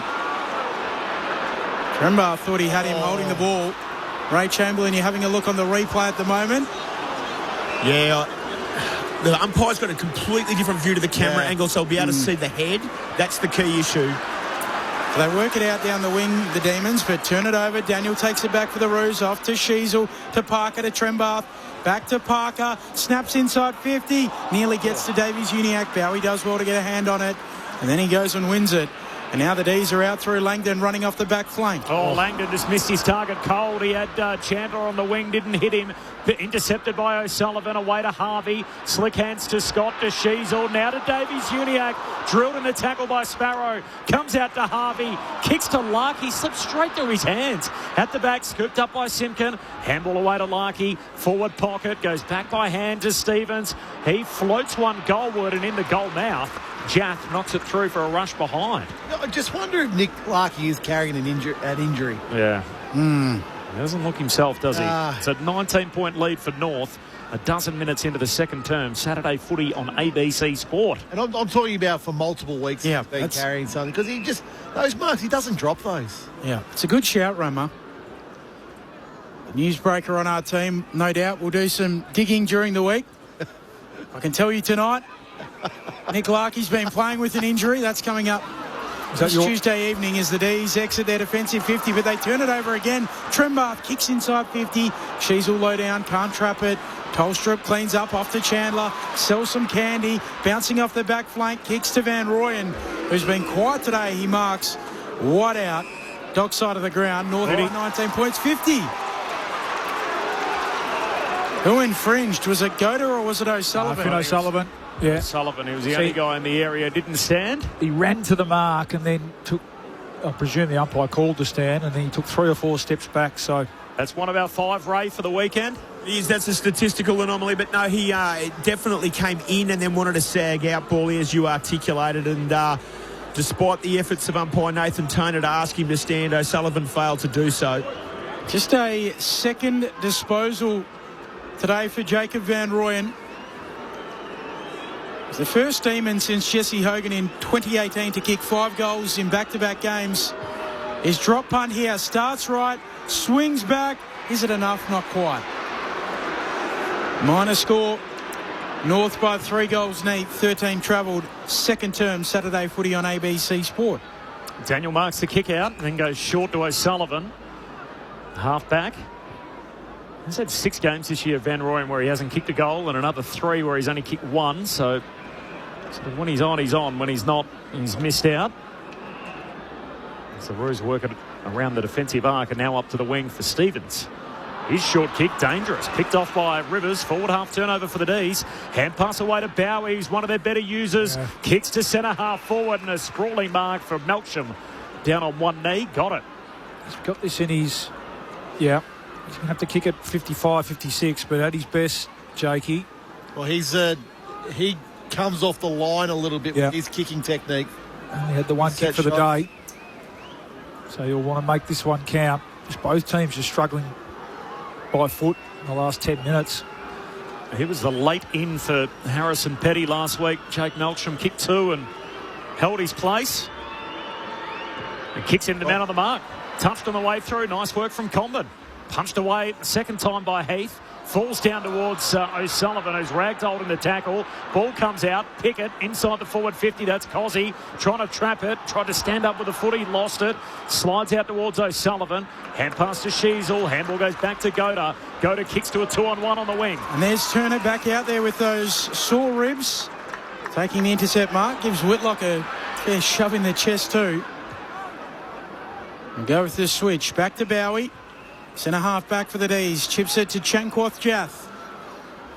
Just backward of the bullseye. He'll drive it deep inside 50 for Melbourne. Marking contest. Sherry goes the spoil out the back. Stevens tackled quickly by Langdon. Ball up. 15 out from the attacking goal for Melbourne. North by 18 points. Sherry and Gawn. The ladder taps it down. Jefferson handball away. Straight to Stevens of the Kangas. Sharp coming through. He's tackled to ground. And another ball up. Quarter hour mark of their second term. North by 18. It's the one handball for Max this quarter. Gawn, that is. He's in a tangle here. Sherry palms it down. Cozzy Pickett hits it on the fly. Got a hand pass out under all sorts of pressure to Van Rooyen. Tackled, lost it. McKercher gave it to McDonald. Hand pass out in front of Daniel. Daniel does well, almost like a basketball. Dribbles it to himself. Picked up, gives it to Stevens, kicks down the wing. Whitlock the target, Turner spoils, down to Lever. Lever tackled, Turner fumbles. Now Spargo hits it for the Roos. Tackled immediately by Jaff. Ball up, City wing. We're going to have another stoppage here. There's been a few of them in the last 5 or 6 minutes. 16 minutes into the second term, North by 3 goals. Only had 1 goal in their second term. That was Harry Sheasel. Sherry, his kick partially smothered. The Roos have the numbers. Harvey gets rid of it. Away to Sheasel. Off to Daniel. He kicks inside 50. Larky goes up.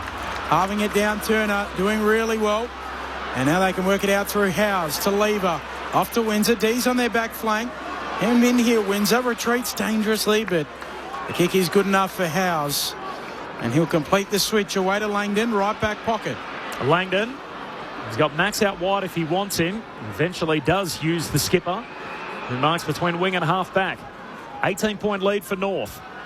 Gawn goes long down the line, reaches Fritsch on the hop and knocked out a play. Did it come off below the knee? I think they're going to check that. And the Roos trying to claim the free. Zayden Core jumps up with the footy. A bit of a conference here just to bide us some time, and the soft decision is let's spin it in. Tick, tick, tick. Is the arc going to intervene? Nope. The boundary throw-in's going to stand. North by 18 points. 17 gone second term. Sherry laying it down in front again. But Gawn goes and picks it up. Gives it off to Cozzy. D's ball. This kick for Fritsch. Juggling it. Paid the mark. Back from finger surgery. Wearing that glove on his left hand. Kicks inside 50. Coming up, Jefferson gathers on the bounce off to Cozzy. Lightning from hand to foot, but off target.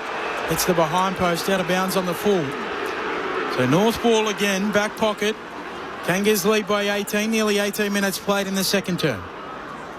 7-2 to 4-2. North Kid lead by 25 points in the opening quarter. A short kick across the goal mouth there finds Core in the back pocket. He chips it further afield to Goda. Goda kicks into the man on the mark. Off the hands of Windsor, and then he's tackled by Goda. Ball spills away of Harvey. Hand pass away to Zerha. Handball down the line looking for Parker. Doesn't go out. Zerha sockers it back infield. Dangerous ball. Hit by Davies Uniacke, who's tackled immediately. Bowie locks him up. And we'll have a ball up. So still half forward here for the D's, attacking towards the locket end. It's become a bit of an arm wrestle at the moment. I was just thinking that, Ben. Great minds, or fools never differ, Bawley. Well, take your pick. The only goal of the quarter was kicked at the 2-minute mark, so we're now at the 19-minute mark. That's I'm no maths major, but I think that's 17 minutes without a goal. Might have an arm wrestle at half-time, Ben. Back you in, Bawley. Gawn slaps it down, and Sherry bends over, picks it up, hurries a kick, turnover. Mark taken by Rivers. High half forward here for Melbourne. Kangas by 18 points. Rivers veers out to the right, waits a kick, looking for a leading Van Rooyen, and he juggles it down. Core was inside his jumper, but Van Rooyen did well. Yeah, he couldn't do much more there, Aidan Core. Yep. This is the form that Van Rooyen's in at the moment. Really well-weighted kick, wasn't it? Trent Rivers looked like he was going to blaze to the top of the square, but just pulled it the last minute. There was a pocket of space. Plenty of Kangaroos players in the defensive 50, but just identified the one pocket of space that Van Rooyen could lead into, and you're right. Core was right there. Good hands. Big kick this. 10 coaches' votes last week for his 6 majors. Quiet today. Jacob Van Rooyen looking to open his account. Never looked like missing. Van's the man.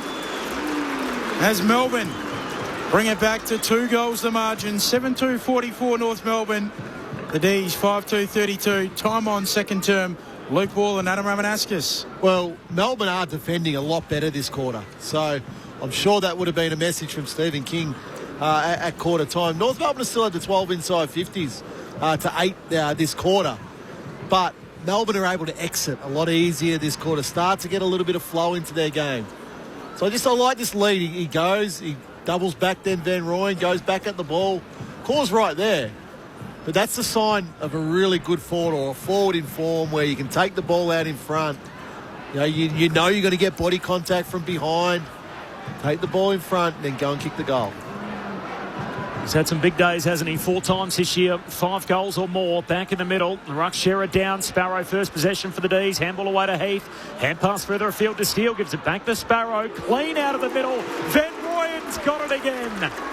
And that's how they draw it up out of the centre bounce. Van Rooyen to shoot from left half forward. He'll kick from just inside 50. Well, one may become two now.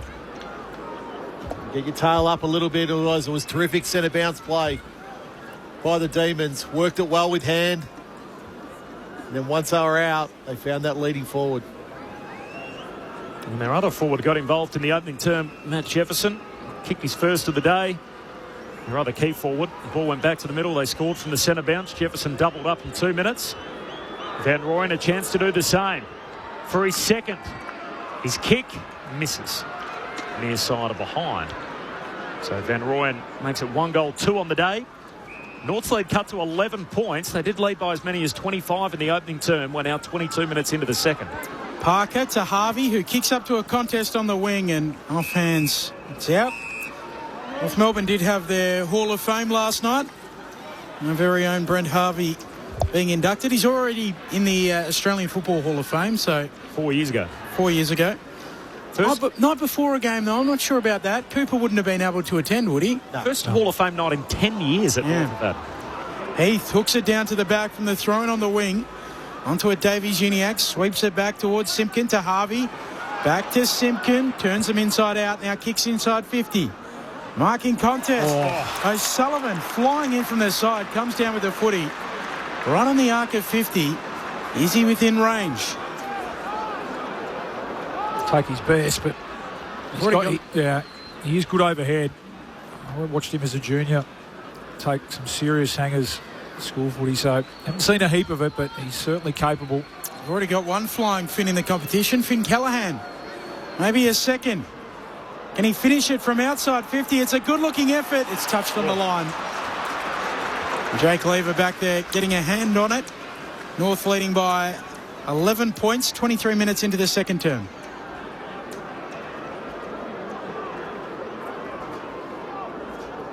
So it's no score. It's going to be a free kick for Lever on the last line. He just dabs it short to Bowie.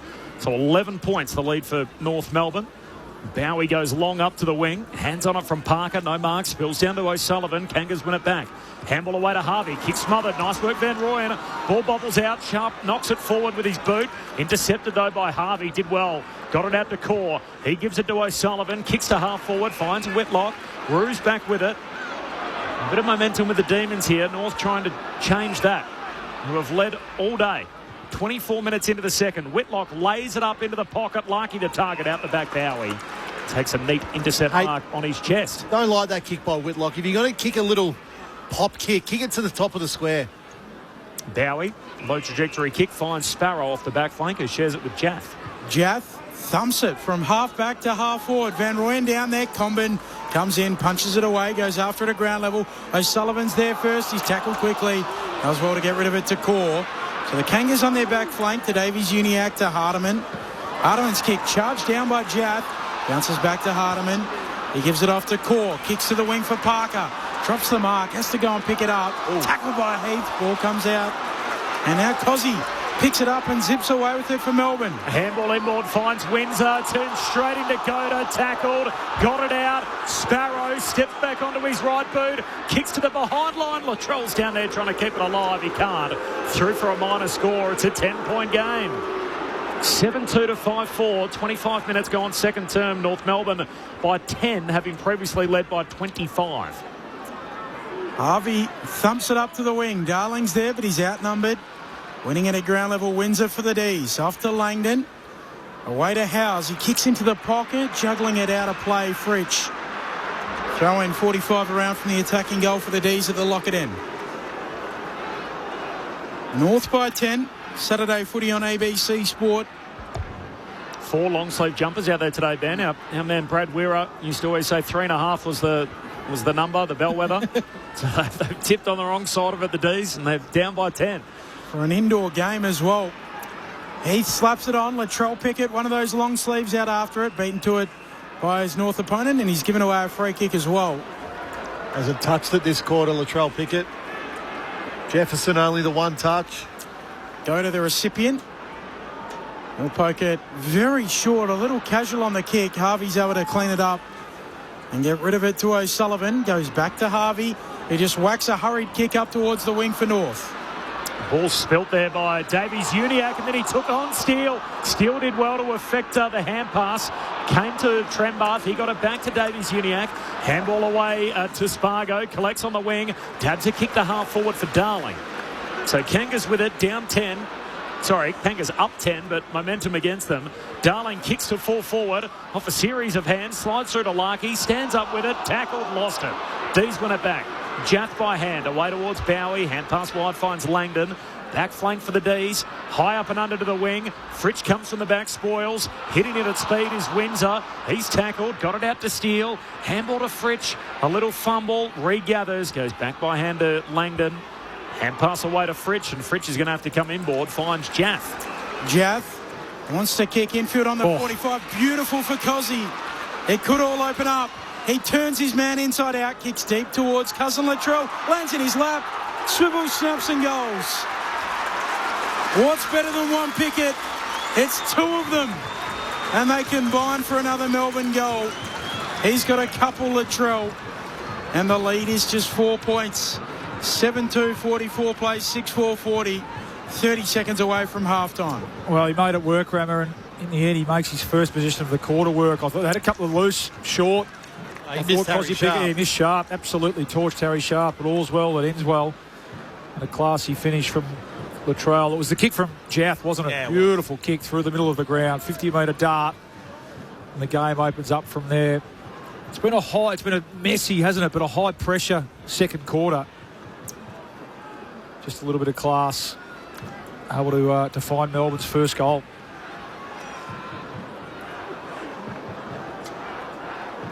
Roos raced out of the gates. They kicked 6 of the first 8 goals of the match. Melbourne have taken over from that point on. They've got 4 of the last 5. Back on the doorstep, out of the middle. Langford off the wing, gives it to Pickett. That's Cozzy. High bomb inside the forward 50, and an intercept mark for Comben, who reels it in, centre half back for the Roos. Swings it out of the back pocket, finds Cooper Harvey. His new role in defence, short to McKercher. 4-point lead for North. Comes wide to Bailey Scott, who we haven't seen at AFL level since the end of last year. And he sends his kick down the wing right on the bell to signal the end of the first half. It is North Melbourne by just 4. And they have led the whole day so far. And Melbourne with a bit of momentum right before the second quarter comes to a close. 7-2-44 North Melbourne. They lead Melbourne 6-4-40. So it's a 4-point buffer for the Kangas. The goal kickers, first of all for the team in front, 2 for Spargo, 2 for Curtis, 1 each for Sheasel, Darling and Trembath. Meanwhile for Melbourne, 2 for Jefferson, 2 for Latrell Pickett, 1 for Cozzy and 1 for Van Rooyen.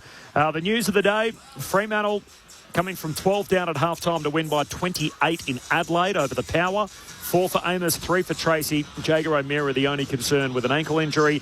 So the Dockers pull further clear on top of the premiership table, given Sydney's loss last night. So a 28-point win for the Dockers. And Darcy Fogarty, out of last night's game, has been charged with striking. So he's been offered a 3-match ban by the match review officer. Understandably, comes back as severe impact, given the fact that the episode concussed Harry Cunningham. A few thoughts on the SMS coming through on that I'll get to in just a moment. But first, the thoughts on this one. Luke Ball and Adam Ramanaskas. It's close at half-time as we'd hoped for leading in. It is North who lead it by 4 points. Saturday footy on ABC Sport. It is, Ben, and you very aptly described that quarter as an arm wrestle, really, after that Harry Sheasel goal. And I think at about the 6th minute, it was the scoring dried up, and it was a game of mistakes, admittedly. Both teams just started to make a few mistakes, particularly by foot, and that sort of kick inside 50. So poor execution, and it's funny how often that invites pressure into the game. I think both teams' pressure's been pretty strong. I think it's been a pretty hot footy at times, and when they haven't been able to execute their skills, it's really been an arm wrestle, as Ben said. So 2-3 to 1 for the quarter Melbourne's way, and in the end, you just probably feel like North Melbourne didn't capitalise enough in that first quarter and a half on their momentum in the game and their possession, their rate of possession. Still had about, it was much more even that quarter with Melbourne's mids just starting to get going a bit. It's been a really tough contest.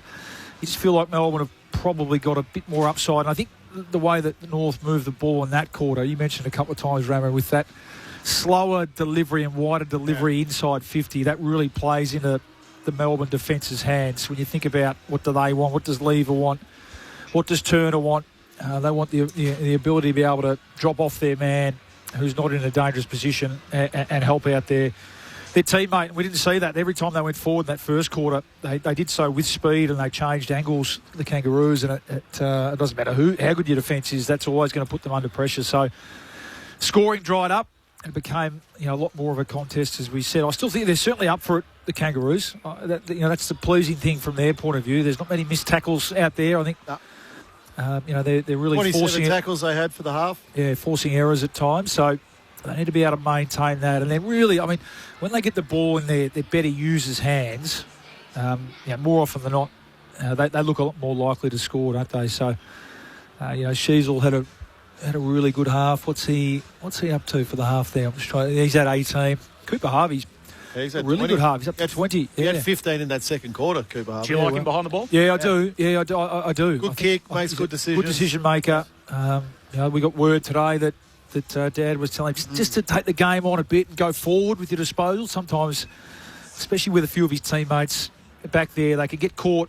And you mentioned at quarter time, Ramo, just going side to side and not penetrating, not going at Melbourne. I think they've done that better today. Doesn't sound like Dad to say don't worry so much about the defensive stuff, just take the game on. Well, Boomer's on the green stuff at the moment. Yeah. He's down on the boundary there with Adam Simpson. Yeah, the inductees from last night. McKernan and Dennis Pagan's down there. Malcolm Blight's the TV broadcast. So there's absolute legends and champions of the North Melbourne Football Club. So you worked with Malcolm Blight at another shop, Ben. Is it true that you watched his highlights with him one day? Second day on the job. He brought in his own highlights on a DVD.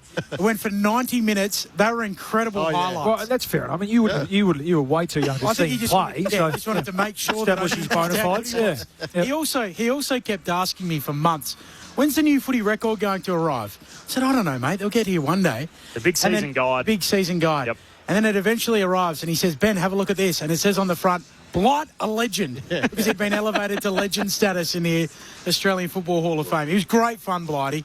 Well done to all the inductees and the two elevated to legend status at the North Melbourne Hall of Fame. Give us your take, Ram. What did you notice? The interesting part, the multiple goal kickers for North Melbourne are Spargo and Curtis.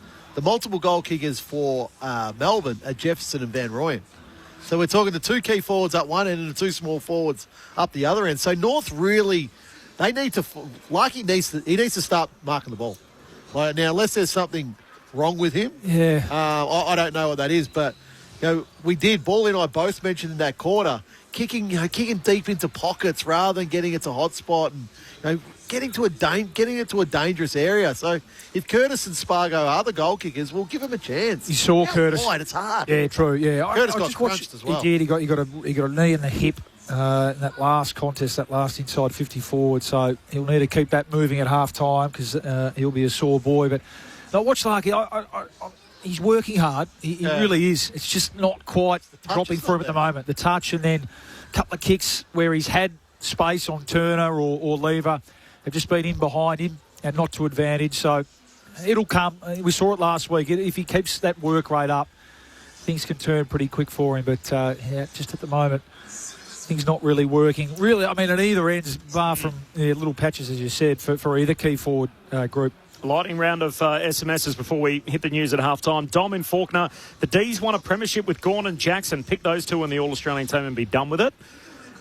Interestingly, on the same note, Phil from Werribee, this is our conversation pre-game about whether there's room for 3 rucks in the All-Australian team. Grundy and Gawn in the same team has been shown not to work. The pretend team might be nice in unreal mindsets. So there's Phil. That's his take. Brett from Canberra. Hi, Corby, on with you. Pick the best players, find a spot for the 3 ruckmen. Thanks, Brett. Appreciate that. Ballie's with me as well. Catherine says, any chance that Sam Draper is actually better than at least 2 of them? No. Lachlan from Footscray. North Melbourne playing excellent footy. I appreciate it's a big game, but spending the entire time talking about an Adelaide player is poor form. Pick it up. After our conversation at quarter time talking about Darcy Fogarty. And this is the true meaning of, this is exactly why we do the SMS, for various opinions. Colin, who has an opinion on the particular episode between Fogarty and Harry Cunningham. Cunningham wiped out for 2 games, one where his absence may have been affected for the outcome of the match. It seems reasonable that Fogarty should get wiped out for at least a similar amount of time for the carelessness of his tackle. 2 matches and probably more, a 3-match ban. Great call from Colin. Thanks, Colin. Appreciate that. And, hey, big shout-out to Mike from Camberwell. I don't know whether this will reach you guys or not. Certainly has, Mike. Greetings from Amsterdam. Over here with some friends for a few weeks on holidays. Having a great summer over here. It's touching 8:30 in the morning, and I'm listening to the game on the app, hoping for a Kangas victory. Good on you, Mike. Appreciate that. Thanks for getting in touch with us. Have a great time over there in Europe.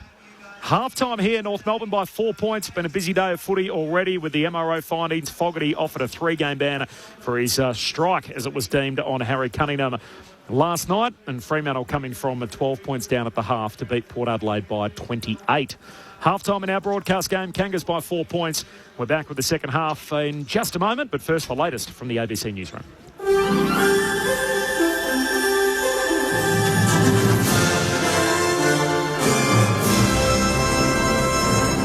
Hello, this is ABC News with David Rowlands. Kuwait says it's intercepting missiles and drones as Iran hits or targets US Gulf allies after American forces launched strikes on Iranian territory for the 7th consecutive day. More from the BBC's Danny Eberhardt on the US strikes. Iran's state media are not saying what precisely may have been targeted overnight. Some of the locations hit are on the Strait of Hormuz, the port of Bandar Abbas and nearby islands. Other cities attacked are Ahvaz, close to the Gulf, and the central city of Yazd. Iran has been retaliating, but again, it's not clear yet what, if anything, may have been hit. Meanwhile, the US military has rejected as false a claim by Iran's Revolutionary Guard that 2 oil tankers had been hit by explosions as they navigated a mined area south of the Strait of Hormuz.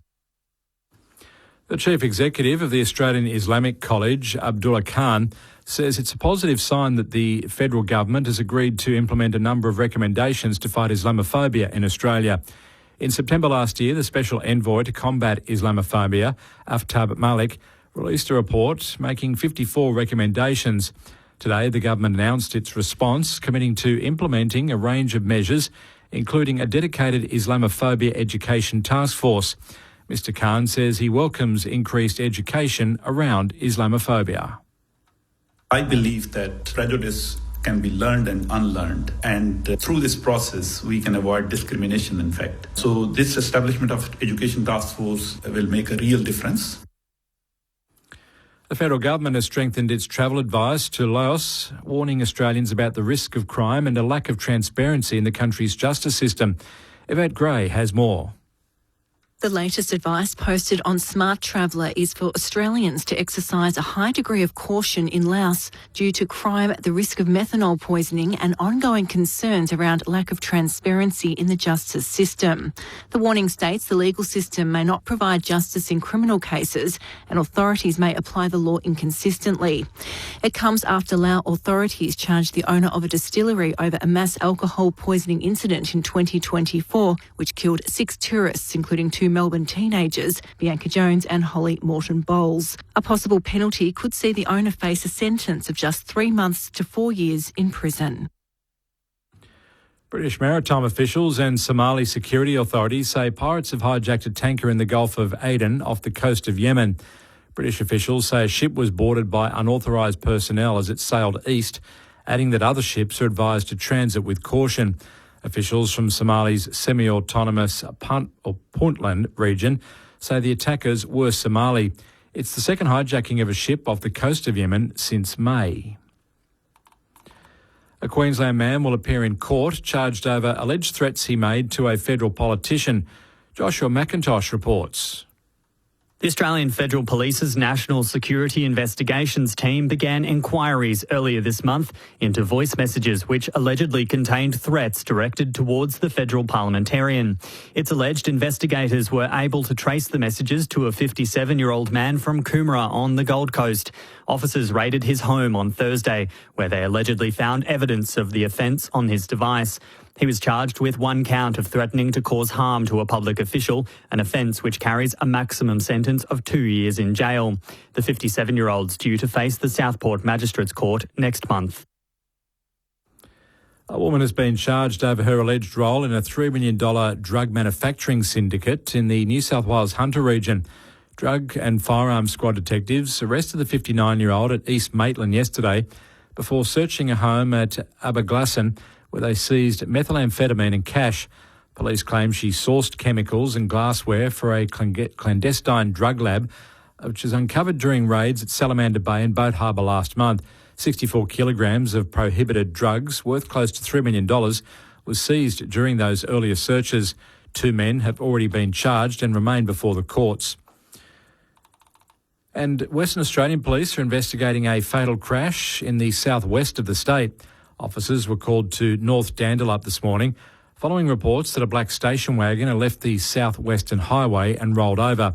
The 69-year-old male driver, who was the only person in the car, died at the scene. That brings us up to date with the latest ABC News. What's loaded with fun for the whole family? ABC iView. Bring it! From the investigators and caper crew to Andy Lee's Do Not Watch This Show. You can keep watching. Find it all on ABC iView. This is the 2026 AFL Premiership season with ABC Sport. Larky trots in, 49 metres out, won't take it on, sets it up. Sherry runs at the footy, clatters into lever. Sheasel rows the pack and goals. Rivers veers out to the right, waits a kick, looking for a leading Van Rooyen, and he juggles it down. Jacob Van Rooyen looking to open his account. Never looked like missing. Beautiful for Cozzy. It could all open up. He turns his man inside out, kicks deep towards Cousin Latrell, lands in his lap, swivels, snaps and goals. What's better than one picket? It's 2 of them. The AFL on ABC Sport. On radio. ABC Sport Digital Radio. And ABC Listen.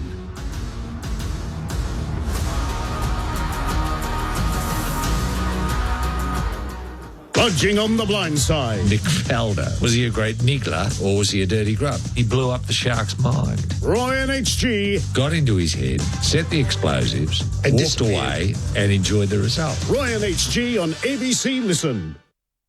AFL. On ABC Sport. You're listening to the 2026 AFL Premiership season on ABC Radio. Sport Digital. And ABC Listen.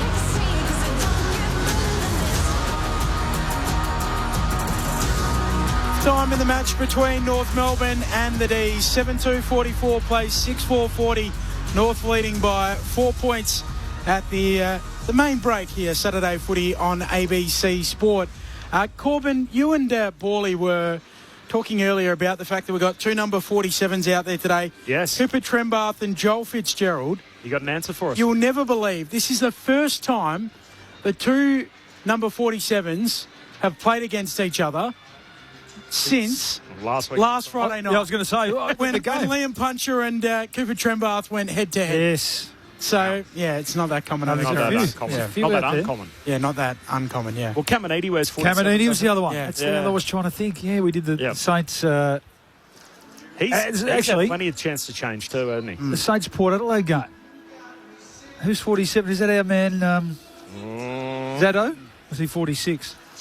Yeah, Zado didn't because I had it loaded, ready to go. No, he's 39, Zado. Okay. Is there a 47 for Port, or have I? It's 46. Bambit, yeah. Okay. All right, we'll take that one on notice. Anyway. Thank you, Ben. This is Saturday Footy on ABC Sport. Corbin Middlemass alongside Ben Cameron, Ray Chamberlain on the boundary, Adam Ramanaskas and Luke Ball. Full time in the NRL earlier today, the Raiders 34-24 over the Rabbitohs, so well done to them. Canberra winning earlier today, and the game's just underway between the Warriors and the Dragons. The FIFA World Cup, of course, the final is on in the early hours of Monday morning for us, so set your alarm for 5 a.m. You can find, obviously, the game between Spain and Argentina. It is at MetLife Stadium in New Jersey, so in the Meadowlands, Spain and Argentina. Heartbreaking way that Argentina got there if you're an England supporter, with obviously both those goals coming after the 85th minute. and Spain did it with a little bit more ease over France. So what it sets up in the final is a tremendous matchup between the European champions and the South American champions. Obviously, the South American champions, Argentina, are also the defending world champions. You got the GOAT versus the prodigy. So Lionel Messi up against Lamine Yamal. What about the photo of them? Amazing. I thought it was AI. No, it's legitimate. I know. Yeah. What a story. You getting up for a bally? 5 o'clock start? Yeah. I'll see the second half. I think it's an all-nighter for me. I'm a 6 o'clock up. The end of the Open Championship into the there's a lot of sport. The World Cup final. So if you see me on Monday, just avoid me. Bring a coffee. Where, by the way, an update from Royal Birkdale, obviously at the end of the second round, Lucas Herbert is leading the way. So he's at 8 under.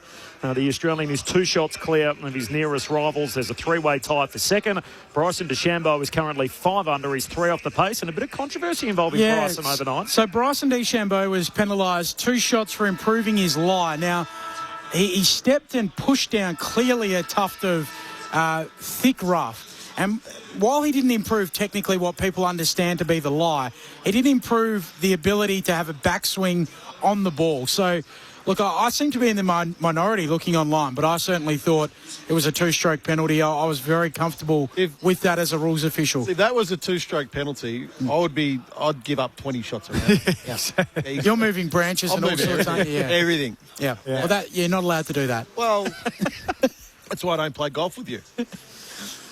Saturday footy on. Be fun, Ben. I totally agree. Like every weekend hacker has probably done something like that. But, technically, by the letter of the law, he was improving his access to the ball. Ben said he's going to be grumpy on Monday morning. That's bad news for you and I, Ram, because we're with Ben on Monday night. So 6:30. I'll be particularly grumpy by then. 6:30 p.m. Eastern Time, AFL Monday. You can find it every single Monday throughout the footy season. If you're not listening already, ABC AFL Daily is the place to find all your footy conversation. There's 5 episodes a week, run into finals. You've got offerings, obviously, with AFL Saturday. Ballie's part of that. On Sunday night, you and Daniel Harford chop up all the key takeaways from the weekend. It's there waiting for you on Monday morning when you're on the way to work or school. Mondays, Ram is with us, obviously, for AFL Monday. Tuesday, Bob Murphy joins us to pour apart the hot button issues from the footy shows on a Monday night. So all the hot takes, we'll play them for you on a Tuesday and get Bob to react to them. And then on Thursday, Brett Delidio previews the weekend. A key question from each game with us on ABC AFL Daily. I don't just want to be the grumpy media and talk about Bryson DeChambeau either. We've got to give more love to Lucas Herbert. Unbelievable. Had a shot at the record. Yeah, unbelievable round. The equal lowest ever round at an Open Championship dating back to 1860. Yeah. Missed a 3-footer for the all-time low of 61. Probably just got a little nervy down the stretch, found his driver right on 18. Got lucky, should have made the putt, but heck of a round. That was great fun to watch. Don't forget, still to come tonight, it is Carlton, Collingwood, the 2 hated rivals, plus the Eagles and the Lions. With the second half upon us here, it is North by 4 points. You're with Ben Cameron. Gawn slaps it forward, but onto it Davies Uniacke. He gives it off to Caleb Daniels, spills it. Langford there for the D's to Chandler to Bowie. Handball to Langford. Loops one over the top for Windsor, who slips over, still gets it to Bowie, to Langford. Well worked by the D's. Through centre half forward. Likes the look of it, Langford. Long on goal, but offline and missing to the left. North's lead 3 points. 28 seconds into the second half. Saturday footy on ABC Sport. North kicked the first goal and 3 of the first 4. They led by as many as 25 in the opening term. They have not trailed all day. And the D's are pegging them back. 3 points the margin at the moment. McKercher marks the kick out and goes short to Sheasel. Sheasel off a step, kicks to the wing. Oh, Trembath gave the shove to Jaff. Umpire saw that. Free kick for the D's and for Chankworth Jaff.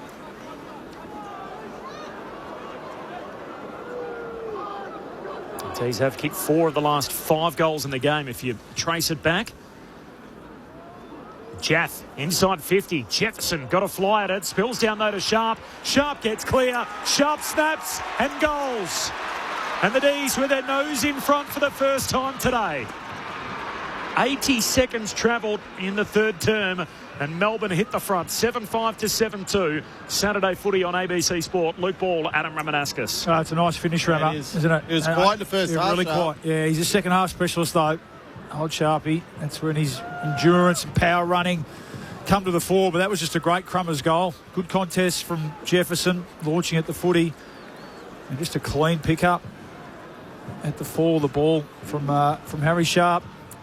stepped out of traffic. A lovely finish. Perfect start for the Demons. Just keep an eye on Max Gawn. I like that first set of bounce, just belting the ball forward, taking territory. We saw him do that against the Hawks a couple of weeks ago.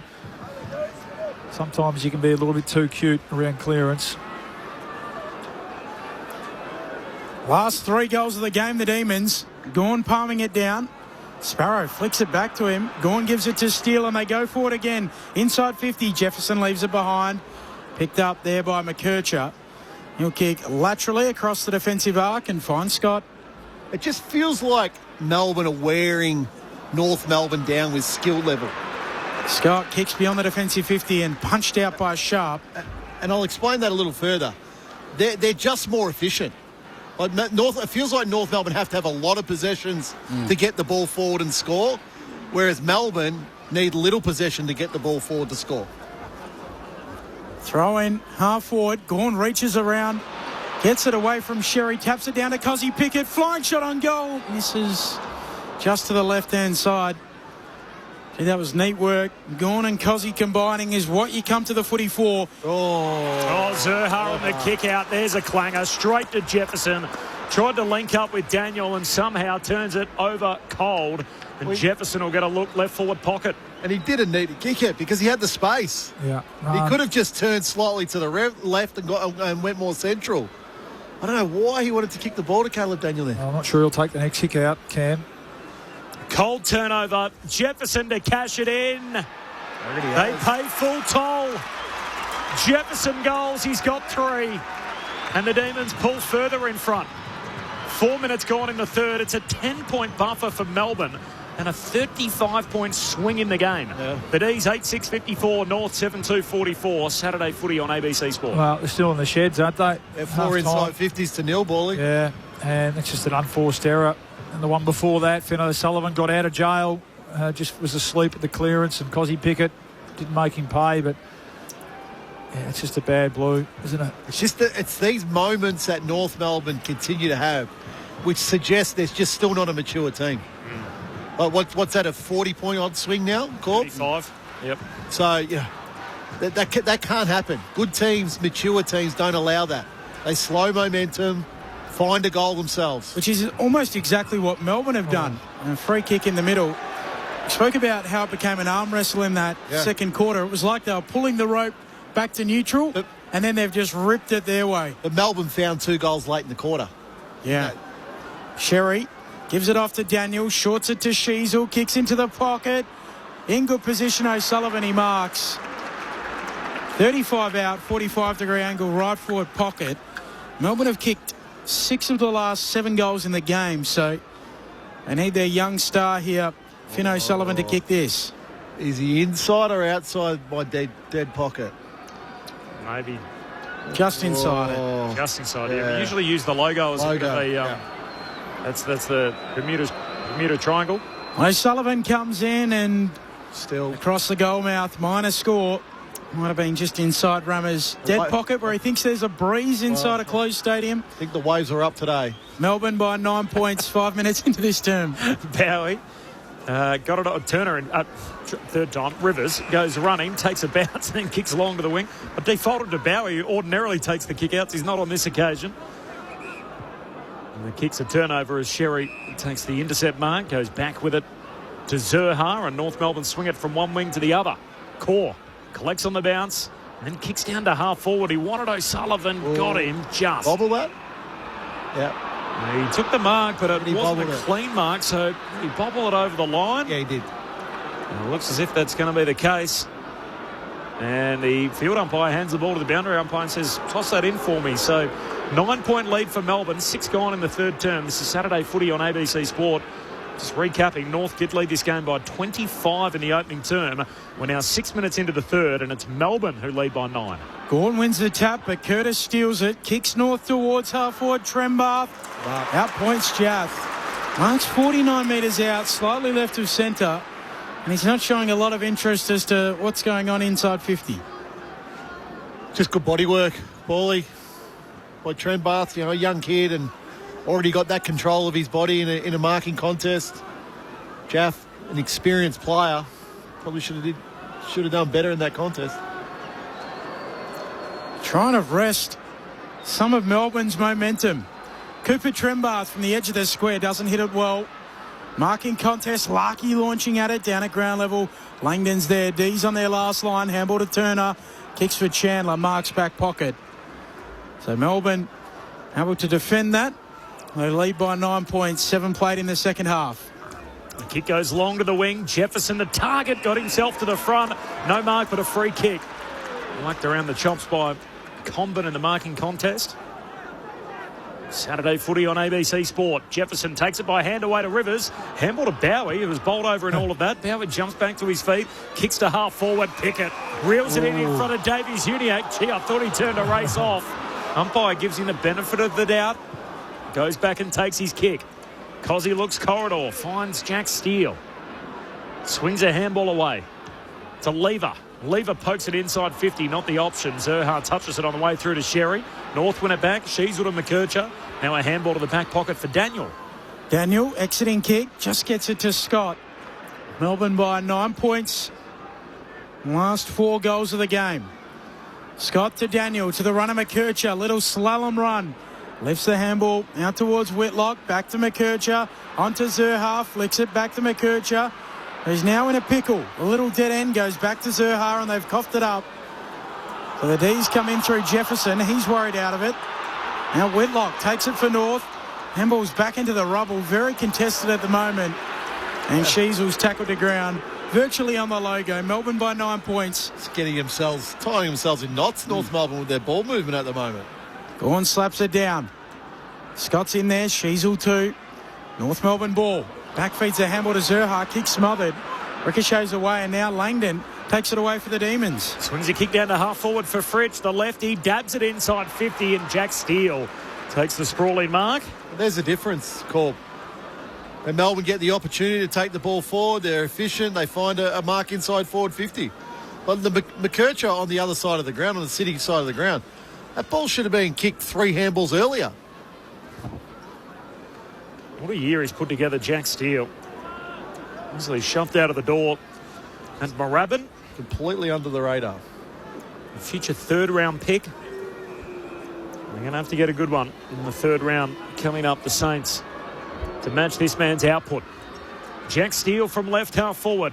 His drop punt is right to the goal line. It's punched through for a rush behind. And it's Melbourne again by 10. 10 gone in the 3rd. Saturday footy on ABC Sport. The Demons lead the Roos after the Kangas led by 25 points earlier. McKercher to Curtis to Daniel. Kick partially smothered, but Scott rushes in to sort it out. Back feeds a handball. Good 20 metres away towards McKercher, who moves it on to McDonald to Zerha. Through centre half back. This is better from North. Curtis just pokes it out wide for Darling. Darling on the logo. Lifts the kick up towards Finn O'Sullivan. Going up. Doesn't quite mark it. Cozzy wins it at ground level. And the D's on their back flank to Heath. Away to Tolstrup. Tolstrup kicks towards the logo. Steele and Daniel. Bouncing ball. Steele able to flick it out towards Langdon. Langdon gathers on the wing. He'll poke it back to Steele, who's run on. 2 kicks from home. The D's in possession. A handball away to Langdon. Langdon pokes it inside 50. Chandler, awkward half volley pickup. Zerha tackles him. Ball comes out. Chandler got it away to... Daniel got it away towards Sheasel. He goes by hand away to his teammate in all of that in Scott. Long kick forward, and it turns out all right. Mark taken out there by Whitlock. He continues to shift forward for North. Larkey the target. He's getting a free. A shove in the back, so Larkey to get it. Yep, the North fans feel like they've been a little hard done by. Larkey down to the 50. Gee, there's a few options presenting here, and Whitlock, who kicked it to him, marks 2 steps inside the 50. Now, this is really contentious as to whether anyone chose to stand the mark, and in the end, Bowie's now allowed to walk in and take position. Can only assume the umpire there, Nathan Toner, called him into that spot. Yeah. Player having a shot. He's probably got to make a good fist of this now to Whitlock, because he had Spargo free. So Whitlock, tight angle, right half forward. His drop punt sails goalward. It clips the post. Inside of the left-hand goal post, a minor score. I told you the waves are up today, Corb. 9-point lead for Melbourne. A dozen minutes into the third. Saturday footy on ABC Sport. We've got a little history lesson of the jumper number 47 for you coming up too.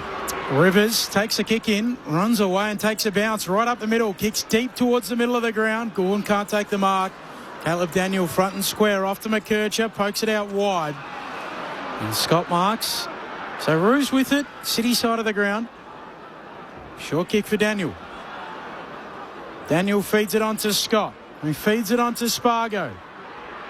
Now the kick inside 50. Lucky. He burst through the mortar mark.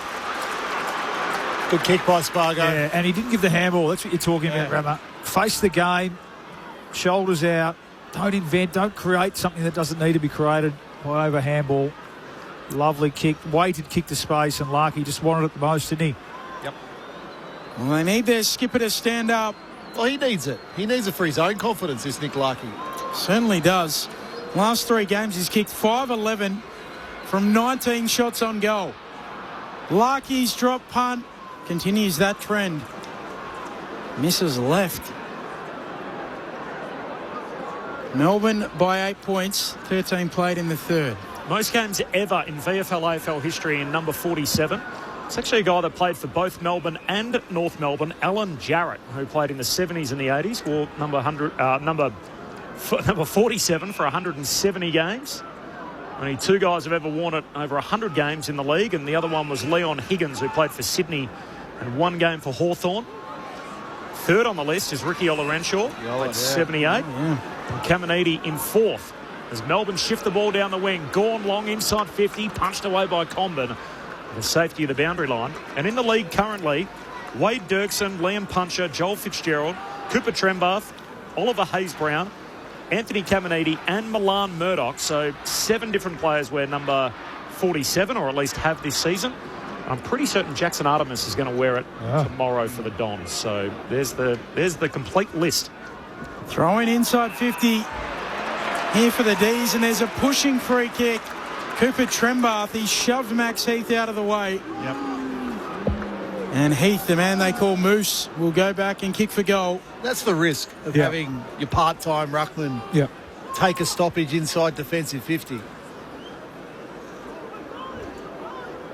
Ray Chamberlain? Yeah, the dead giveaway there, apart from the creation of the space, is when Trembath doesn't get his hands up towards the football. It's pretty hard to sell intention to contest when you're not doing that in a ruck. Sadly informed too, Jackson Artemis won't wear that tomorrow. He's at number 30. Close. Disappointing. Max Heath, his drop punt slides right off the boot. Not to beat. Melbourne by 9. Quarter hour mark. Third term, Saturday footy on ABC Sport. Are we sure? Yeah, I'm sad. There's still time. Can we get him? I'm sad to inform that my mail might have been wrong. So 34 it looks like for Artemis. Good luck to him. As Daniel brings it in to McDonald. And goes long up to the wing for North. Hoffhand spills down to Howes. Hand pass back into dispute. Clever from Windsor. Taps it to the advantage of Fritsch. That is a dart. Kicks inboard. Finds Latrell Pickett. 9-point lead for Melbourne. Across the ground he heads with the kick to Rivers. Origin representative. Made for WA. And that's a superb lead. And that's a great kick to the Moose. To Van Rooyen, who takes the mark. You heard the response, and Van Rooyen hits up and got it left half forward. Yeah, great lead, great kick. It was a great kick from Fritsch initially. And again, Rammer, that is the difference at the moment. Just execution of skills. So it was Fritsch to Latrell Pickett, switch to the open side. The Kangaroos had players back in line with the footy, queuing up. Get it to the open side quick. And then a beautiful kick from Rivers to open space. But it drew the lead, but Van Rooyen had to do the work to get there. So here we go, Van Rooyen from the 50. The drop punt heads goalward. It's good. And Van Rooyen knocks it through for his second. And Melbourne stretch it out to a 15-point buffer. 9-8-62. The Kangaroos 7-5-47. This is Saturday footy on ABC Sport. The D's by 15. He's improved his kicking too, Rammer. He's really pretty, again, pretty sound technique, runs straight, drops it straight. Not a lot can go wrong with that. He's pretty reliable on that front too. Danger sides here for North, so can they respond here? They all of a sudden it's really hard to see where their next goal's coming from. That's 5 in a row, Bally. Their last goal for the Kangas, 2-minute mark, second term. That was the Sheasel, second term. We're now 17 minutes into the third. Had a few chances, Larky, tough chances. How can they find themselves an easy avenue to goal? Trembath goes up early, but he's able to hang in the air and slap it down. Ball at the feet of about 6 players, right in the middle of the ground. The umpire wants it. Melbourne by 15. It's not just the last 5, it's 7 of the last 8, and it's been a long time, like Corbin mentioned, since North Gold. Trembath feeds it out towards Davies Uniacke. Back feeds it to Stevens. Off to McKercher, waits a kick towards the attacking arc. Off the hands of Scott. Cleaned up by Howes of Melbourne. High up and under, Goda sits underneath it and marks. So North Melbourne football again, 70 from home. He'll set it up towards the pocket, marking contest. Flying in from the side was Heath unable to mark, and then Jath at ground level. In fact, it was Howes who came flying in. Clearing kick for the D's. Is marked again by Goda. And North will be able to send it in again. Goda missed last Friday night. Goes long to full forward. Whitlock flew for it. Was there contact in all of that? There certainly was contact and wasn't illegal, and the ball's through for a minor score. That's fine. Put it down as a long-range behind for Josh Goda. It's just a marking contest. Langdon comes in from the side, makes contact. Misjudged it, didn't he? Ran underneath it there. Jack Whitlock, that was an opportunity. He had the smaller opponent. Melbourne by 14, 18 minutes played in this third term. Saturday footy on ABC Sport. Rivers with the short kick into Bowie, who pokes it on short to Sparrow. Linked with a move back home to South Australia, or potentially even a big money deal from Essendon. Runs to centre half back. Wants to switch it out towards the city wing and does it nicely. Mark taken by Howes, who handballs it onto Tolstrup. He's working it down that city wing. Kick for Steele, pinched by Sheasel. Nicely done by the young Roo. He wants to bite off the kick for the run of Simpkin. Infield on the 45. It all opens up. Simpkin likes the look of the open goal square. Darby's got it. 20 out, slight angle, he'll go back and kick for goal. Well, Harry Sheasel's the man, isn't he? He's really the one that makes it looks like making anything happen. He took the intercept mark across half-back, just wheeled and looked inside straight away. There was a big pocket of space there that the kick drew Simpkin into it, and he held the ball well, Simpkin. Just gave Darling enough time to reset and kicked it to his advantage side. To keep North Melbourne in the contest, Darling curls it through. He's got a couple. It's back to 8 points. 8-6-54 plays 9-8-62. First goal since the 2-minute mark of the second term for North Melbourne. We're just ticking into time on in the third. And they needed that, North Melbourne. They've just been so inefficient going forward. Probably really the first one-on-one contest or sort of free-ish one-on-one contest that North Melbourne have had this quarter. So terrific play by Simpkin just to run that extra couple of metres through the middle of the ground. Sees the mismatch with Darling and Jake Bowie, goes to him and Darling's able to finish. Saturday footy on ABC Sport, back to 8 points, Melbourne's advantage. Yeah, gee, they needed that, didn't they? I mean, the game needed that, didn't it? Yeah. Can they put two together now, the Kangas? Roos led the entire first half, the D's working their way back and taking over. And the Kangas, their first goal since early in the second, comes late in the third. Back in the middle, we're going nowhere fast and repeat stoppage. Got a text coming through as well. Sitting in the sky 2 hours outside Doha. New spot to listen to Saturday Arvo footy is unusual. Whacked forward by Sparrow to the advantage of Windsor. Tumbles a kick down to half forward, picked up by Ben Ryan, and we'll have a ball up between wing and half forward for the D's. So on the Big Bird, en route to Amsterdam. Who's that from? That's from Jay. So on the plane, Jay. 32,000 feet. Hungary Grand Prix next weekend. Ooh, Cherry palms it down. The big moose, Heath, handball away to Harvey Langford, goes long to full forward, and Zerha there to intercept for the Roos. Got it at half back, swings his kick out to Stevens on the back flank. Melbourne still leading by 8 points. A game that North simply must win if they want to be in the wildcard positions. Harvey shorts it away to McDonald, who manages to knock it back to Harvey, who bullets a pass to the wing. And now Simpkins off and running down the city wing. He'll kick inside 50. Whitlock runs underneath it. And Lever takes the mark. Back pocket for the D's. And they can repel from their fullback position. Short kick finds Tolstrup. 3 bounces. Heads down the wing. Tolstrup long to Van Rooyen. He's got hands to it again. Marks at centre half forward. 8-point buffer for the D's. Dabs the kick into the pocket. And that's a good mark. Jefferson with a contested grab 15 metres out just right of centre. Well, one end to the other. Jai Simpkin, who's working really hard. He's coming off for a spell. He did. He worked really hard to win that ball on the far side. Just overkicked it. And from there, they didn't see it, did they? Out to the open side. Beautiful kick from Tholstrup. Wasn't he? A powerful kick of the footy, Tholstrup. And then 2 good, strong contested marks. Van Rooyen. And then Jefferson aiming for a career-high 4 goals here.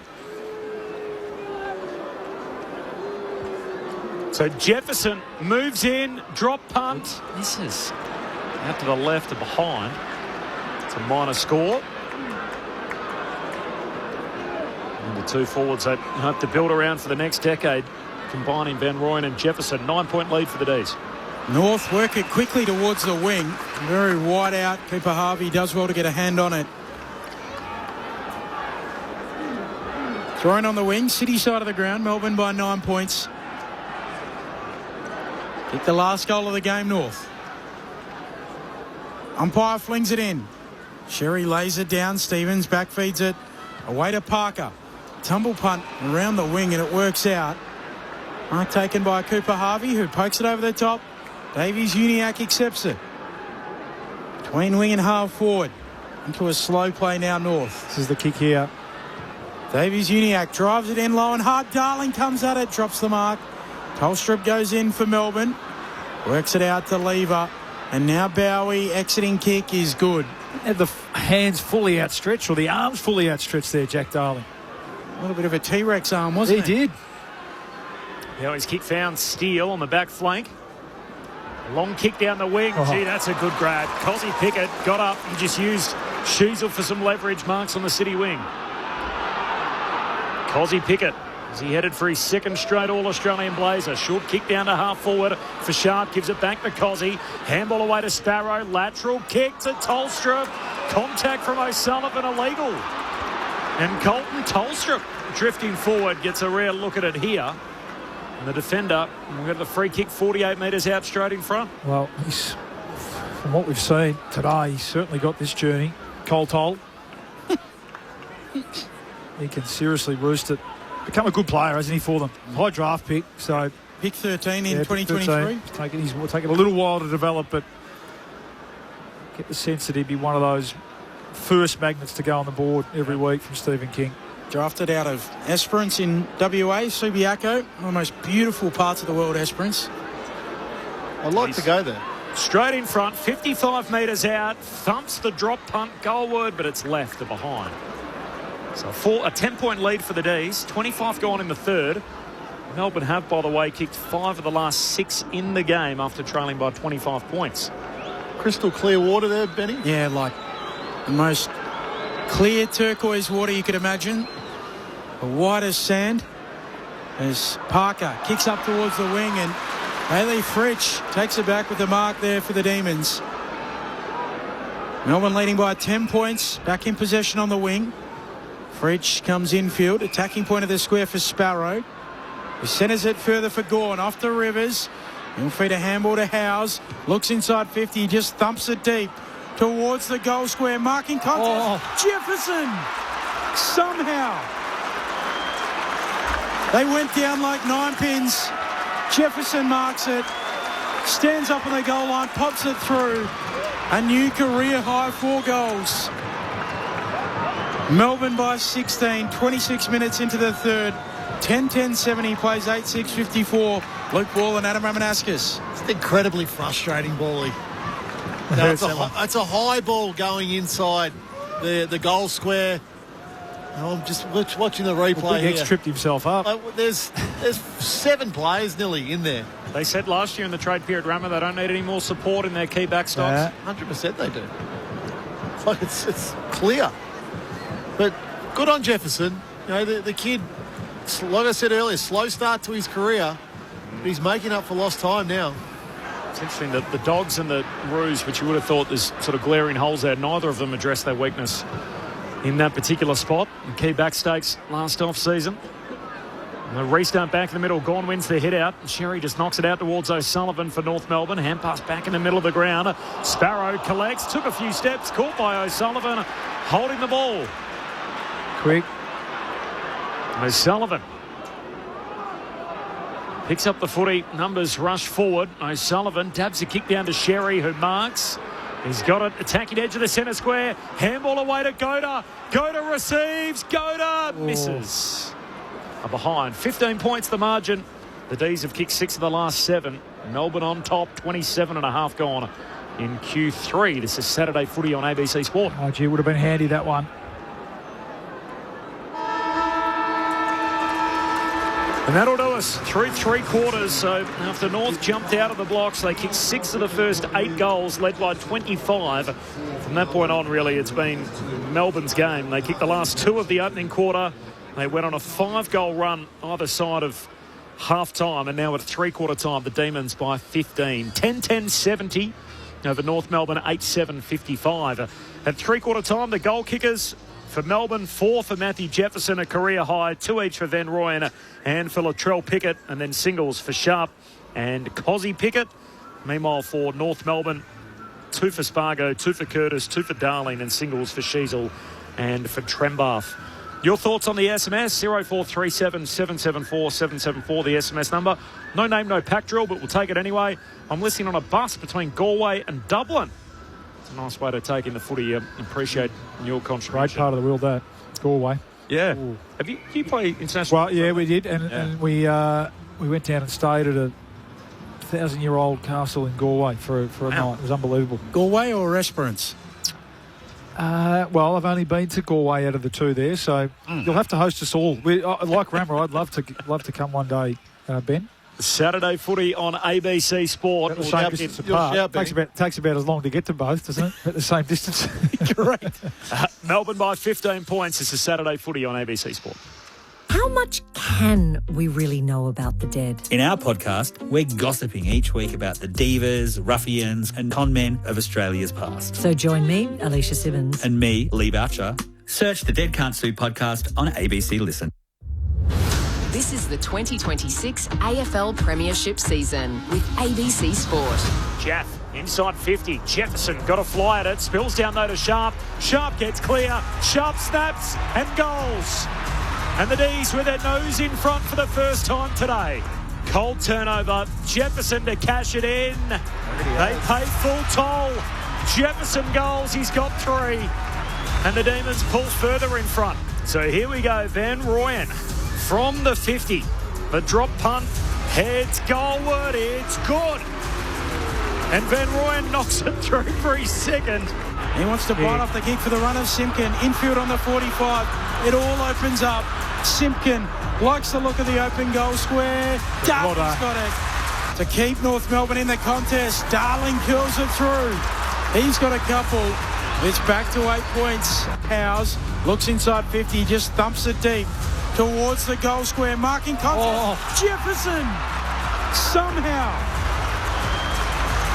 They went down like 9 pins. Jefferson marks it, stands up on the goal line, pops it through. A new career high 4 goals. The AFL on ABC Sport. On radio. ABC Sport Digital Radio. And ABC Listen. Earlier today, Fremantle by 28 points, coming from behind at the half to beat the Power. And here, Melbourne likewise, 4 points down at half-time, 15 up at 3-quarter time. Still more action to come. Your Saturday footy on ABC Sport over in Perth. The West Coast Eagles host the 2-time reigning premiers Brisbane. And the blockbuster clash at the MCG. It is Collingwood and Carlton. 2 names synonymous with one another. Matt Clinch is there heading up the call. Clinchy. Corby, 2 of the biggest clubs in the land, do battle once more with the Magpies and the Blues fighting it out for spots in finals. Collingwood's won 4 in a row to sit 9th on the ladder, while Carlton's unbeaten streak under interim coach and former number 1 draft pick at Collingwood, Josh Fraser, was snapped at 7 last week, going down to the Hawks to be 12th and on the outside looking in. The Magpies have dominated Carlton with 5 wins on the trot. 3 of those, though, were by single-figure margins. And who can forget 2022, where Collingwood ended Carlton's chances of a finals push. How the Blues would love to write a different chapter tonight. A huge crowd expected. It feels like a final in July. 3 changes for both sides. Quainer, Harrison and West come in for Collingwood. Howe and Schultz are out. And Akers, Reedy and Lord come in for the Blues. Now, a bit of homework for you, Corby, tonight to give me a thumbs up or thumbs down. Collingwood are going with a 90s themed throwback. Yeah. It's predominantly black with the black and white Collingwood shield on the front, thin white stripes. And the Blues are going for a 1926 heritage jumper, which is predominantly blue. So I don't know if anyone's thought about all this that much, but as our sort of minister for clash jumpers, I'm not sure how it's going to look on TV. So for the 270th time tonight, Collingwood and Carlton, Mick Moldhouse and Cal Sinclair, myself and Lauren Borden and Poppy Penny on the boundary. A huge crowd expected. Let's hope we get a great game. Good luck with that, Clenchy, and the jumper clash, trying to tell them apart tonight. I am assured that Collingwood are going to wear white shorts, even though it's their home game, so they'll mostly be in white, or at least that's the hope, and Carlton predominantly in the navy, so they'll wear the navy shorts as the road team. I like the shield. It reminds me a lot of my childhood watching Collingwood play with that throwback jumper from the late 90s. That's coming up tonight here on ABC Sport. We've got a bit to play out under the roof before then. Melbourne by 15. Is the game still on? Luke Ball, Adam Ramanauskas. Well, we do. Only 2 goals since quarter time, Rammer. So they need 3, and they probably need 4 or 5 this quarter if you feel like Melbourne will hit the scoreboard as well. So where do they come from? I think the lever they do have, they've pulled in previous weeks. Maybe it's Zurhaar has to go forward and try and create something a little bit. Really, Darling's kicked 2, but they haven't looked at likely at all in the air, the Kangaroos, today, have they? I mean, Whitlock's still young. He's jumping under balls at times, and every now and then he's had a chance. And we've spoken about Larky's struggles. Working hard, Larky, it's just not happening for him. So I don't be surprised to see Zurhaar start forward, or at least work his way forward at some stage this quarter. And then they've got to go for it through the middle of the ground. And then have they got the ability to execute through there? Really, since quarter time, that's been the difference. As you've said, they just haven't been able to transition the footy with enough polish and hit that last kick inside 50 to give themselves a good look at goal. So Trembar starting in the ruck by the looks of it. Sheasel, O'Sullivan and Davies LDU. So they've got their guns in the middle of the ground, or Simpkin rather, and Sheasel starting forward. So maybe it's Sheasel's the one that can go forward and find something and make a half chance. Final term underway. D's by 15 as Gawn grabs it out of the ruck, tackled, lost it. Sparrow likewise lost it in the tackle. Second effort, trickles a kick forward. Simpkin picks it off and then coughs it up. Handball straight to Latrell Pickett. Melbourne back with it. Gawn, hand pass away to Chandler. Links up with Sparrow. Sparrow goals out of the middle. How about that for a tone setter? The D's goal inside the opening 30 seconds of Q4. And their lead grows to a game-high 21 points. 11-10 over North Melbourne, 8-7. This is Saturday footy on ABC Sport. I was playing in the phone box there, Bally, and simply Melbourne were better. So North had that clearance at one stage. The handball from Simpkin inside the centre circle was smothered. And then Melbourne's hands were simply just more efficient in there. Hit targets, 1, 2, 3 handball, Sparrow finish goal. Terrific by the D's. Having a good year, isn't he, Tom Sparrow? Good player. Yeah, really good player. Always good to kick goals in a contract year as well. Yeah, just stepped up the opportunity that the departures of Oliver and Petrarca have allowed. But you're right, Simpkin had his hands on the footy. Game high lead now for the D's. No big clearance from either side. Sharp goes in there for the D's. Sparrow again. Dribbles a kick 1 metre. Daniel takes it for North. Off to Davies Uniacke, trying to ignite them. He gives it to McKercher, to Simpkin. Through the bullseye, kicks up for Larky. Overshoots him. Fritsch is out the back. Gathers just inside defensive 50. Hurries a kick for the D's and steals there to mark it. Gives it to Cozzy Pickett, who's given it to Jath, who's hurt himself. Yes. I think he's done a calf here. Chankwath Jath pulled up immediately and has had his soft tissue injuries this year and in previous. Only 11 games for the year out of the 18 for Chankwath Jath. As the D's go inside the forward 50, McKercher picks it off. Hurried handball, eventually got to core. Hand pass away to Simpkin, exiting kick, a shocker. And Simpkin turns it over. Harvey Langford intercepts. Pokes it back inside 50. Cozzy leaps up. No mark. Touched it on the way through. Combin tackled. Zerha grabs it for the Roos. Hand pass away to McKercher. Back by hand to Daniel. Exiting kick out of defence better. Have to stop the game here. Taken by Curtis, and Jaff has been helped off the ground. Ray Chamberlain on the boundary. Yes, we see CJ make his way to the bench with the hands of the trainers. More bad news for the Melbourne Demons. Daniel Turner came off late in the third quarter, sort of holding his ribs down into the rooms. The AFL physician down there as well, and we can report that he's on his way to hospital now. So, yeah, fingers crossed for Daniel. Thank you, Ray. And even just Chankwath Jath here, it's really sad. It's a soft tissue injury, but his body language is disconsolate, knowing that I've done one again. Hard to watch. Curtis takes the kick. Up towards the logo, through the hands of Trembath. Steele overruns it, allows in Davies-Uniacke.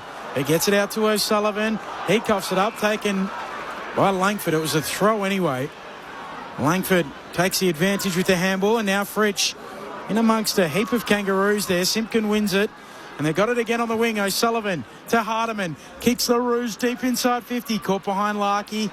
Comes down in front, and Gord. He roves at centre-half back off to Howes, and now Rivers kicks to the wing and Steele. So Jack Steele with it on the wing for Melbourne, in control of this game. They lead it by 21. Yeah, Max Gorn will just sit behind the ball now this quarter.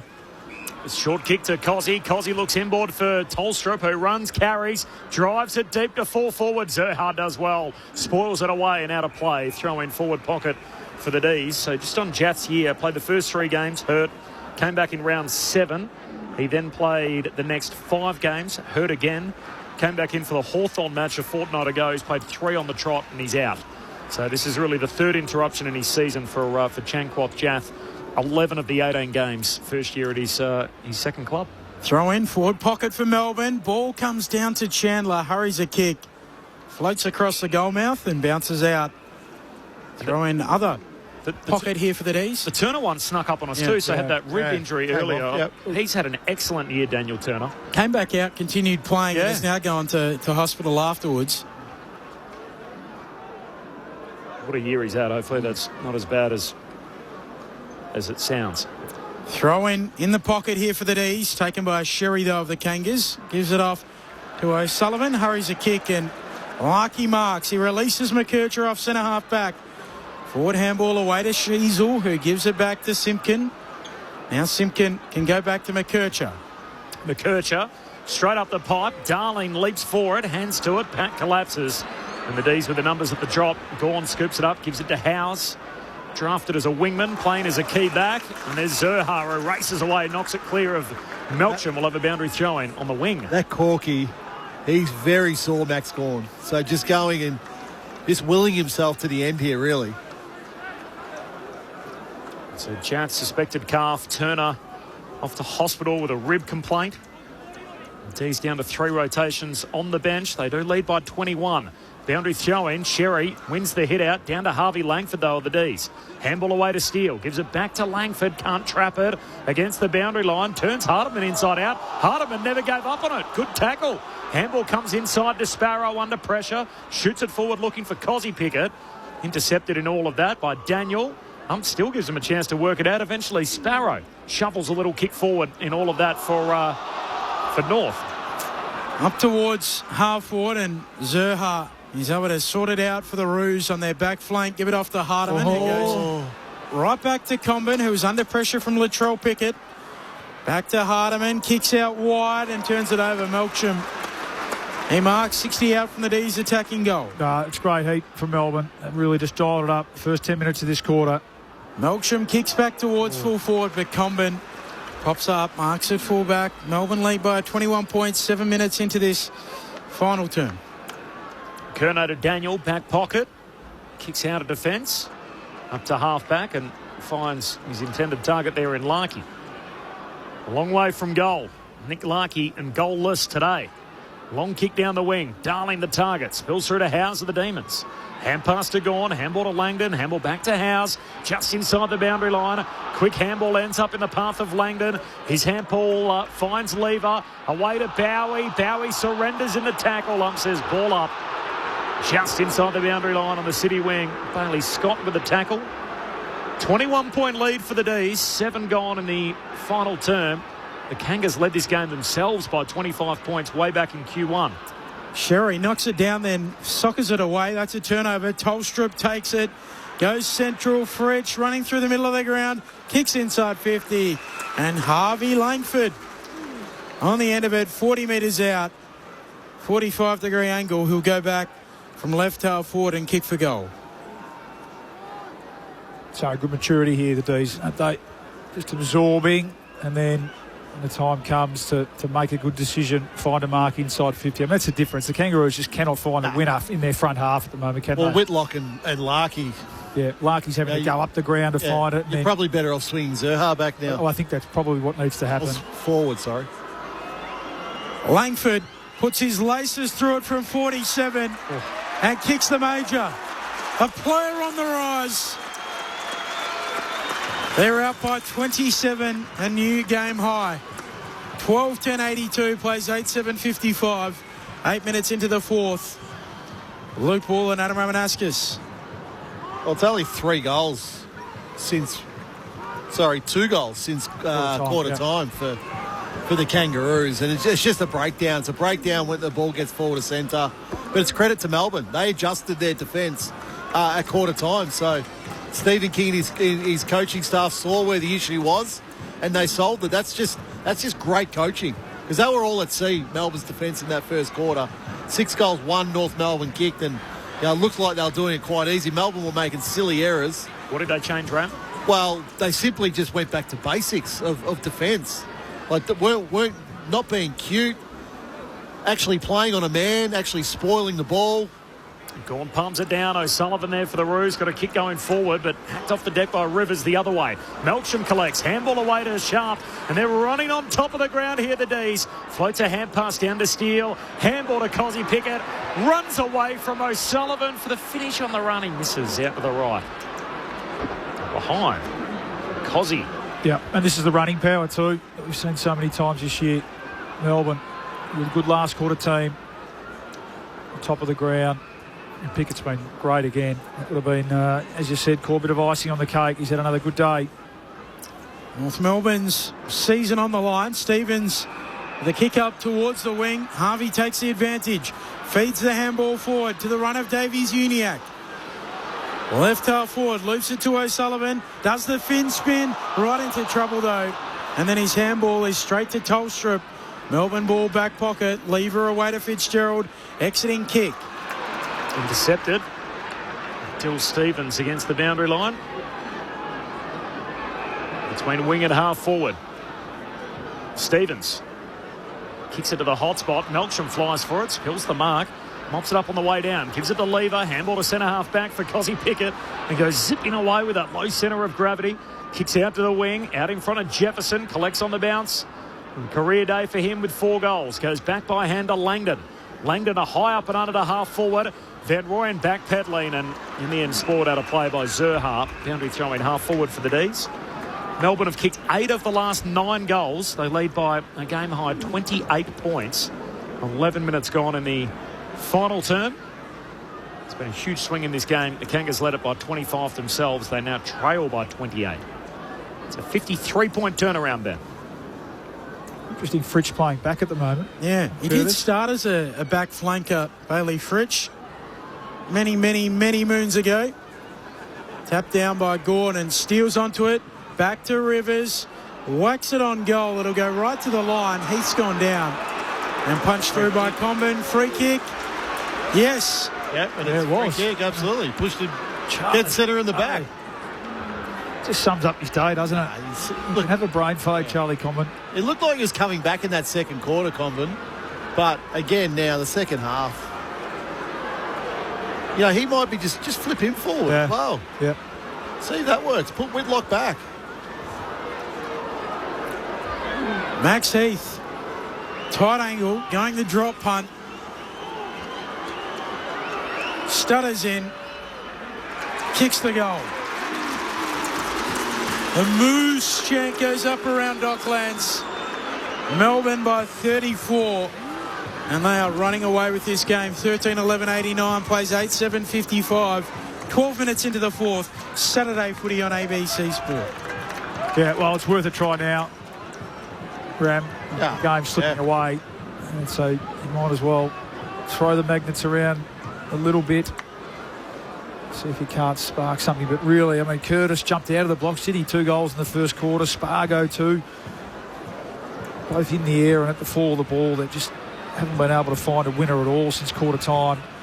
And that Melbourne, really rock-solid defence has stood up. It's been disappointing, hasn't it? Yeah. From North. I mean, remember I think they were even three-quarter time against the Power. They had their moments last week, didn't win. Wrong side of a razor-thin result against the Pies. And in the game at three-quarter time here, and yet it's been all Melbourne in this final term. Windsor gets another kick going forward for the D's. Latrell Pickett attacks it, no marks, spills down to Chandler, still in Melbourne's hands. Handball away to Windsor, works his way through the maze to Steele, back to Windsor, inside 50 kick, and Van Rooyen takes the mark at right half forward. And his 34-point lead may be about to grow even bigger. Yeah, and as disappointing as it is, I think we've got to give credit to the D's too. And again, this has been a pattern and one of the success stories of the year. Their ability to keep covering the ground, run out games like they have. It's been old and young. Steele's got better. I mean, they got touched up around the ball early, the Melbourne, but really since quarter time, their midfield's been too strong for the Kangaroos. Jacob Van Rooyen, tough from out there. 5 in from the boundary line, right half forward. He's missed everything. Out of bounds on the full. 14 gone final term. So D's by 34 points. Don't forget, coming up tonight, the West Coast Eagles hosting Brisbane over in Perth. And the blockbuster at the G, it is Carlton, Collingwood. You'll hear it all through ABC Sport. Stevens, short away to Simpkin. He gets it back and then kicks around the boundary line to a tumbling Harvey. Roos on their back flank. About to fall to 8 and 10 on the season, the Kangas, as Harvey kicks around the wing. Fighting after it, Larkey, but Ease win out through Sparrow. Away to Langdon. Goes back to Rivers, runs around Sherry. High kick around the wing. Up towards Jefferson. Parker's there with him. Down in front, Sheasel goes in, so to Parker again. And the veteran wins it out. Feeds it back to Core, who goes to McKercher. Chisels one into the middle of the ground. Whitlock drops the mark. Bowie picks off the loose footy, kicks it to centre half forward. That was touched on the way through as well. Steele takes it. Steele looks inside 50. Leaping up, Van Rooyen reels it in. He sung his praises throughout, but that is trademark Jacob Van Rooyen. The high leap, reels in the mark, very unselfishly. He's just going to dab it into the pocket for Chandler. He wants to prove Rammer wrong. Left-footed here. Left-footed though, yeah. So he might snap. Yep. Okay, Chandler got a cut early in the game. Does it apply to snaps? What's the rule say? So dead pocket, as Rammer's dubbed it. Chandler hooks it around, snaps. Right. Yep. Not even the lefties. Clued snaps. Behind. 35 points, Melbourne's lead. This is a 10-goal turnaround. From 25 down to 35 up. 15 gone final term. D's in control. Parker takes the kick into Hardiman. I was talking about him earlier as he looks up towards Darling. Bailey Fritsch, with that repaired broken finger, punches it away from Darling in a throw-in. So Riley Hardiman reports earlier this year in April that he was offered a 2-year contract from North Melbourne. Hasn't signed it as yet. A native Sandgroper. It's just a watch as to whether he might head back and join maybe the West Coast Eagles. I think there's a big need necessarily at the Dockers, the services of Riley Hardiman, but maybe at West Coast. So that is just a little bit of a watch call. It's great craft from you. I think you teased that out 2 hours ago, Ben, and you've revisited it after the tease in the opening quarter. Little Riley Hardiman update. Inside the forward 50. Chandler in the pocket. Got it out towards Sharp. Hand pass inside. Misses Van Rooyen. Looked like a certain goal coming up. Goda intercepts. Got a handball away towards McKercher. Ugly kick. Sharp steals it. Sharp from the pocket. Sharp. Poster. Would have been a goal of the year contender. Minor score. 2 really poor moments there by McKercher. Misses ground ball, misses tackle. then trying to kick the ball out of defensive 50, kicks it straight to Melbourne. Melbourne by 6 goals, 17-minute mark, final term. Spargo wants to go up the middle. They know the equation, North Melbourne. Down by 36. They need to score and quickly. Ends up with Sheasel, who kicks up to half-forward. Whitlock gathers it, manages to work it out to Hardiman. Roos on the half-forward flank. Here's Curtis, ending up with it, kicking inside 50. Darling forced to spoil. He'll follow up at ground level, tackles Tolstrup. And a ball up, 30 out from the attacking goal here for North. Melbourne by 36. Missed that tease earlier, actually, Ben, I must admit. Yeah. People have been driving around in the countryside waiting to hear. I'm sure our listeners have been on the edge of their seat with respect. Trempath wins the hit out, comes Melbourne's way. Fritsch pokes the kick out to half back, and the tease with it through Fitzgerald. It's an interesting one, Fritsch. I think clearly the injury's got a bit to play with it, so he doesn't have defenders belting him in the hand and give that repaired finger, Ben, as you said, a bit of a break. So it's a bit of a luxury to have him back there. We know what he's like with ball in hand. You've seen him on the wing at times, haven't we, this year, when he sort of hasn't been able to work his way into a game, and it's been effective. Obviously, Jaff out of the game now with a suspected calf injury. Daniel Turner hospitalised with rib damage. So the D's a little banged up despite what's going to be their 12th win of the year. They work it up to halfway. Cozzy to 1-2 with Tolstrup. Now Cozzy puts his foot on the gas, runs down to half forward, kicks into the pocket. Cousin Latrell collects on the bounce. Latrell from the pocket trying to hook it back goalward. Opposite pocket. Langdon competes, knocked away from him, and a boundary throw-in. Right forward pocket. Nice work, Dill Stevens getting back just to spoil it out of play. So right forward pocket for the D's. 36-point advantage, 19 gone, final term. All flung back in. Trembath palms it down. Latrell coming through, spins out of trouble. Handball away to Sparrow. He's tackled quickly. Latrell goes in, pinches it from him. Flicks the handball out. Sharp from the pocket. Fires on goal and misses right. And they are playing with their foot at the moment, Melbourne. They lead by 37. 3 goals to zip in the fourth. Last 4 goals of the game. And after half-time, it is 7 goals to 1. 9 of the last 10 in the match. Simpkin out of defence. Up to Darling. Slides past him. It'll trickle out of bounds. Lasso free kick. Last touch going Melbourne's way. Harvey Langford's not awake to it. He's reminded by the umpire. Alistair Clarkson will be enormously disappointed with this performance. It was looking so positive at quarter time, and it's been limp really since then. 6 goals to 2 to start the game. They've kicked 2 goals thereafter. Max Gawn's got it. And a Langford kick. Defensive side of the wing. Long to half forward. Comben punches it away. Can't kill it. Core, back flank. Hand pass for North goes back to McDonald, and he retreats with the kick to Goda. Short kick to Parker. Centre half back for North Melbourne. Long kick to Cooper Harvey. A one-on-one with Langdon. Langdon knocks it away from him. Cooper Harvey over his shoulder. Clever handball to Whitlock. Goes back by hand to Harvey. Chips it short. McKercher. Handball away to Stevens. Sweeping hand pass to Davies Uniacke. Now the inside 50 kick. Hits up Curtis, who marks. And Paul Curtis, in his second game back from suspension, kicked 2 goals in the first 5 minutes. Haven't seen a lot of him since. No, the muted Bronx cheers then from the Kanga supporters. Just haven't seen any of that since quarter time, have we? Just that lower of the eyes, hit a forward, full chested on the lead. Curtis, drop punt is way out to the left. And the end sneaks in for a behind. I think the other thing that Melbourne have done from quarter time is close the corridor. And North were going pretty hard through that corridor in the first quarter with handball. But since then, it's been non-existent. 6-goal lead for Melbourne. By the way, no late change at the G, so we'll take most of you there next. If you're in WA, you will be getting the game between the Eagles and the Lions, but no late change between Collingwood and Carlton at the G. Curtis did kick North's opening 2 goals of the game. It was looking more promising at that stage. Demons by 36 late in this as North win it back across the centre line. Kick from McDonald into the middle of the ground. Comben takes it. Off to Harvey, waits a kick and finds Simpkin. 45 out directly in front. Like Cooper Harvey's game, he's going to come off now. He's certainly hasn't been, he's been one of North's best, really. That was 26 possession. Yeah, 28, is it?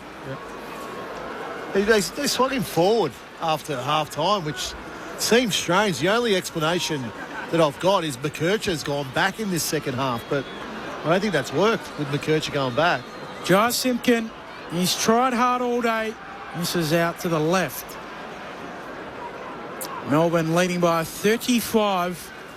22 minutes and change into the fourth. Gee, big game of footy back here at Docklands next Sunday. North Melbourne, St Kilda. Roos are going to be on a 3-game losing skid. St Kilda on the rebound too, obviously, after their loss to the Cats. I'd see Max King for the first time. Yes. As Bowie goes long up to the wing, off the pack, spills to Rivers, handball away to Langford. Sweeps a hand pass forward to Chandler. Just got to try and reel it in. Hand pass a turnover. Oh, Hardiman drilled in the tackle, taken to ground by Rivers. Ball up. It's another even performance again. Just love what they get from there. We'll call them role players, Melbourne. Chandler, Rivers, Tholstrup, all contributing. Ruckstone arriving time. Matt Stevic threw it up. Ball hit the deck. The play ball. Melbourne take it. Sparrow goes back to Cozzy Pickett. Turnover. Kicks it straight to Sherry, who marks. 6-goal lead for the Demons late in the piece. Sherry to Sheasel to Scott, lifting a handball to Trembath to Parker, who does the same for Scott, who's run on. Half forward for North. Heath chasing, tackling, and Scott kicks to nowhere in particular. Larky tries to mark it, punched into the behind post. Thrown in the right forward pocket for North. It was without much of a plan there, Borley and Rammer, wasn't it? Needed a tick lead back there. That's Nick Larkey special. Just come back at the kicker, running back towards goal, which suited Jake Lever. Right forward pocket here for North. Free kick. Trying to get around Sherry. Free kick going the way of the North ruckman. So he will go back from 25 out. Slightest of angles and kick for goal. Pretty good battle. Max Gawn with that corky, I think you said, rightfully said, Rammer, in the second half has gone back behind the ball, and he's got 22 possessions gone. He hasn't felt like he's had a real influence on the game. Cherry's battled away pretty well against both he and Heath, so probably a 0-0 draw really, which the Kangaroos would have taken before the game. Trots in and puts through a consolation goal for North. Back to 29 points, 24 minutes into the fourth term. 13-14-92, plays 9-9-63. Adam Ramanauskas and Luke Ball. And that's all it is. It's a consolation goal, and it wasn't through any really good play by North Melbourne. It's through a free kick in a ruck contest. So, like I said, I think Alistair Clarkson's got every right to be disappointed. Last week, they tried. They tried really hard in that game against Collingwood here at the Docklands. Today, it feels like they were quite happy with themselves after quarter time, and then forgot to put the work boots on after that. So.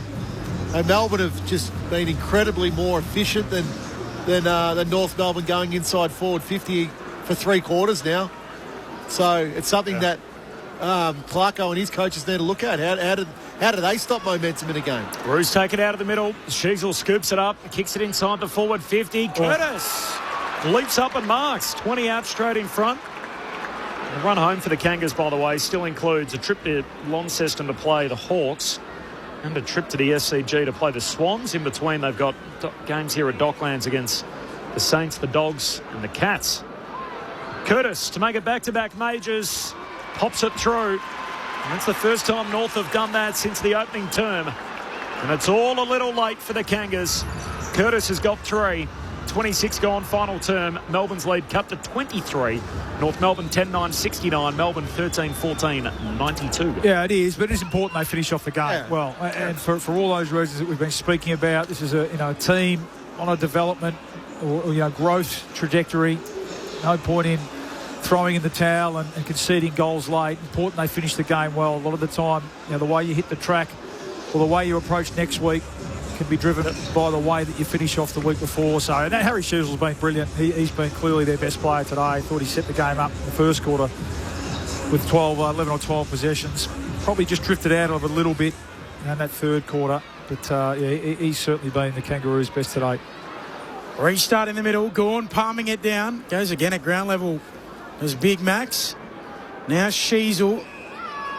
He has it and he's wrapped up by Sparrow.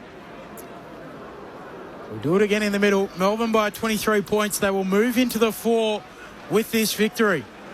Davies Uniacke back feeds it to Sheasel. Darling hitting up. Marks at centre-half forward. And they go quickly here, North. Darling kicks deep for a leading Larkey. Too wide of him. Rivers cleans it up. Last line off to Bowie. Hurries a kick into the middle of the ground for Melbourne. Spills to Sheasel, though, so Roos win it back. Handball away to Darling. Darling goes back to Davies-Uniacke. Front edge of the centre square. Kicks inside 50. Whitlock drags it in. 20 out straight in front. Tick, tick, tick. Time the enemy of North here too, as Whitlock hurriedly pokes his drop pump through. So 3 goals for the Kangaroos in the space of 4 minutes. And Melbourne's lead cut to 17. 27.5 gone final term. North Melbourne 11-9-75. Melbourne 13-14-92. Still a comfortable 17 points in front. Oh, it's good stuff. And they've got to play this kid, don't they, Rama? They invested a fair bit into him. No, they traded up to get him. Yep. Traded out to get him. Yep. And we're seeing his brother having an impact at Port Adelaide. It's only his 4th game. He's one guy who can really set up a big 2027, can't he, with a good finish to this year and another big pre-season. He's certainly got some attributes, doesn't he? What is he, 190? Yeah, 197. So that's a good sign. Can he kick 3 goals in a minute? I think so. Oh. Gawn taps it down. Davies-Uniacke out of the middle for North. Handball out to Stevens. He'll look inside 50. Looks to the pocket. Larkey's down there. Hands to it. Juggling marking. That's a mark. As he paid the mark, he is. And he can go back and snap. He needs to do it quickly. Clock stops. Now it's back on. Larkey snaps. Oh, he doesn't make the distance. No. He misses narrow. Oh, he's had one of those days, Nick Larkey. Well, 16 points Melbourne's lead. 28.5 minutes into the final term. He actually could have taken, because the umpire called time on, so he didn't need to rush it then. He just didn't get any purchase on the ball whatsoever. He's going to go goalless, Larkey, for the first time in 9 games. Long kick up to the wing. Spills to Heath. He's dumped in a tackle in the back against McDonald, and a free kick for Max Heath. 16-point lead for the Demons. They did it much easier than that. They had the margin out as wide as 37 in this final term. The Roos have kicked the last 3 goals. Heath gives it to Sparrow. Chief possession get up for Melbourne with 33. Kicks down to half forward. Roos win it back though. Hardiman away to McKercher to Parker. Back to Hardiman all by hand. Kicks in the middle of the... Back to McKercher all by hand. Kicks in the middle of the ground to Spargo. Spargo pokes it inside 50. It'll slide through to Larkey. And that'll do us.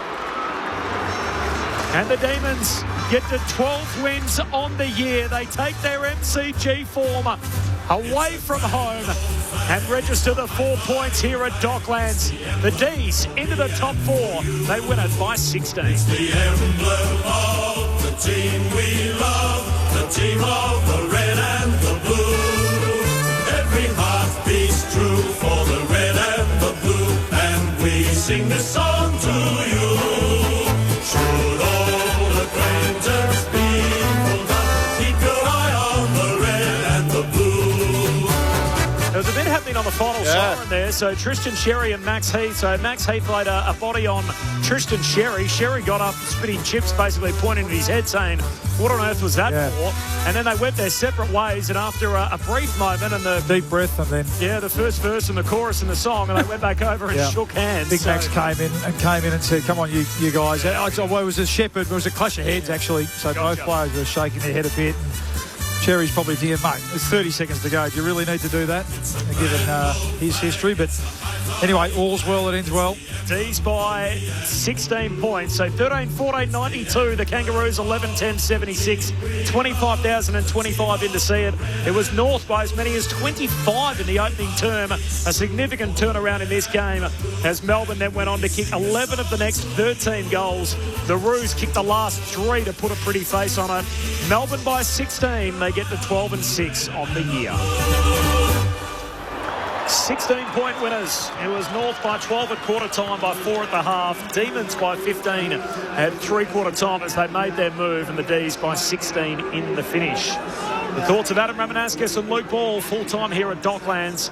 It is Melbourne by 16. Well, well done to the D's. You know, they adjusted at quarter time when North were all over them in that first quarter. 6 goals to 4. It was 6 goals to 2 early in that first quarter. Then Melbourne kicked the last 2 goals to steady up in that last quarter. But as I mentioned, Melbourne's defence adjusted after quarter time.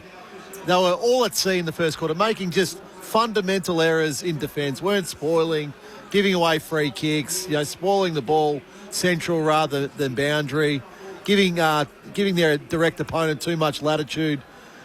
After quarter time, that all changed. They started to press the ground a lot better. They defended a lot better. They defended in numbers. Ball comes inside forward 50. There was a number of Melbourne jumpers there to get involved inside the contest. Their midfielders started to push back and help out. Cozzy's had 717 metres gain. You only do that if you want to push both ways. And we mentioned that he's more of a forward half player, but I think after quarter time today, he was actually getting himself to half back and then working his way through the middle of the ground. So you sit there and go, well, there's no exceptional performances really today. It was in the end, it was just workmanlike. Stats were almost identical across the whole board, but Melbourne was simply more efficient. They look much better going inside forward 50. They've had 50 inside 50s for, 27 scoring shots. So, above 50%, which is good going in the AFL. I mentioned North Melbourne. I think they walk off the ground today incredibly disappointed. They were playing some really energetic football in that first quarter, using the corridor, using handball to advantage, but something just went amiss after quarter time. They lost their skill level almost. They were making errors where rather than coming back through corridor, they wanted to over handball on close to boundary line on centre wing. Not getting the ball inside forward 50 quickly. I mentioned Melbourne defending in numbers. Well, if you over handballing, that gives opposition chance to get back, defend in numbers, which Melbourne did really well. So I think Alistair Clarkson and his coaches will be disappointed with that. The numbers are always there for North Melbourne. Sheasel's had his 33 and LDU's had 28. Caleb Daniels had his numbers. McKercher's had his numbers. Simpkins had his numbers. But you look at it and go, well, the efficiency side of things, and when you're just flicking the ball around for the sake of flicking the ball around to get your numbers, I'm not sure that's the way Alistair Clarkson and his coaches would have wanted to play. No, disappointing. Yeah. It feels like 3 weeks in a row that we've just been reminded that they're not there yet. They played Port, who they should have been beating if they wanted to be a finals team, level at three-quarter time. They play Collingwood, who they lost to by breath. And then today, where they're in a winning position, it falls out of their hands. They were in more than a winning. They were dominating the first quarter. Dominating. 6 goals to 2, up by 25. I don't want to overlook Melbourne, Bally, because I know how impressed you are with them, and they're in the top 4 where they deserve to be, given they're now 12-6 on the year, which is a phenomenal turnaround of the journey they've been on. But, gee, it speaks a lot about where this Kangaroos group is up at. 13-14 to 11-10. Melbourne by 16. Yeah, really impressed. Yeah, again, just a mature performance. I just love the contribution they get across the board. Now, at the very, very pointy end, when they play the top 4 teams, I mean, we saw them a couple of weeks ago against against Hawthorn down in Tassie completely, albeit an undermanned Hawthorn, but the challenges will come. But at the moment, I just love, they're so reliable across the board in terms of their effort. And as the game goes on, players like Sparrow, like Sharp and Rivers, young players like Langford, Tholstrup, I really like. Windsor, Chandler's another one who's having a terrific year. They're role players. They stick to their tasks, and they're hard-working and disciplined, and it just wears opposition teams down like it did today. The Kangaroos' best, we know, can really challenge any team, but they're just unable to maintain it for long enough at the moment, and Melbourne just wore them down, and didn't get a great performance from their skipper today, which they've been getting. Pickett I thought was really good without being totally electric and brilliant, but I thought he was really, really good.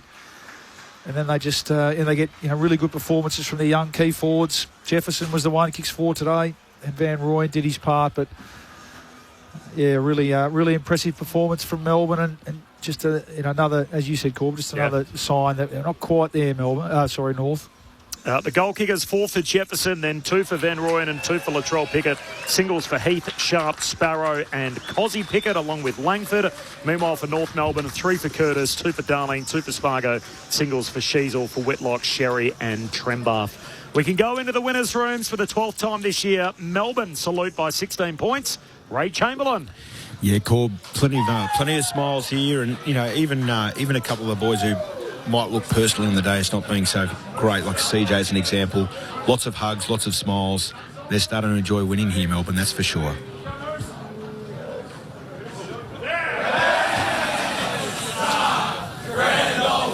It's a high-flying flag. It's the emblem for me and for you. Woo! It's the emblem of team we love, team of the red and the blue. Every heart beats true for the red and the blue. As we sing a song to you, what we sing should all the great teams be. Keep your eye on the red and the blue.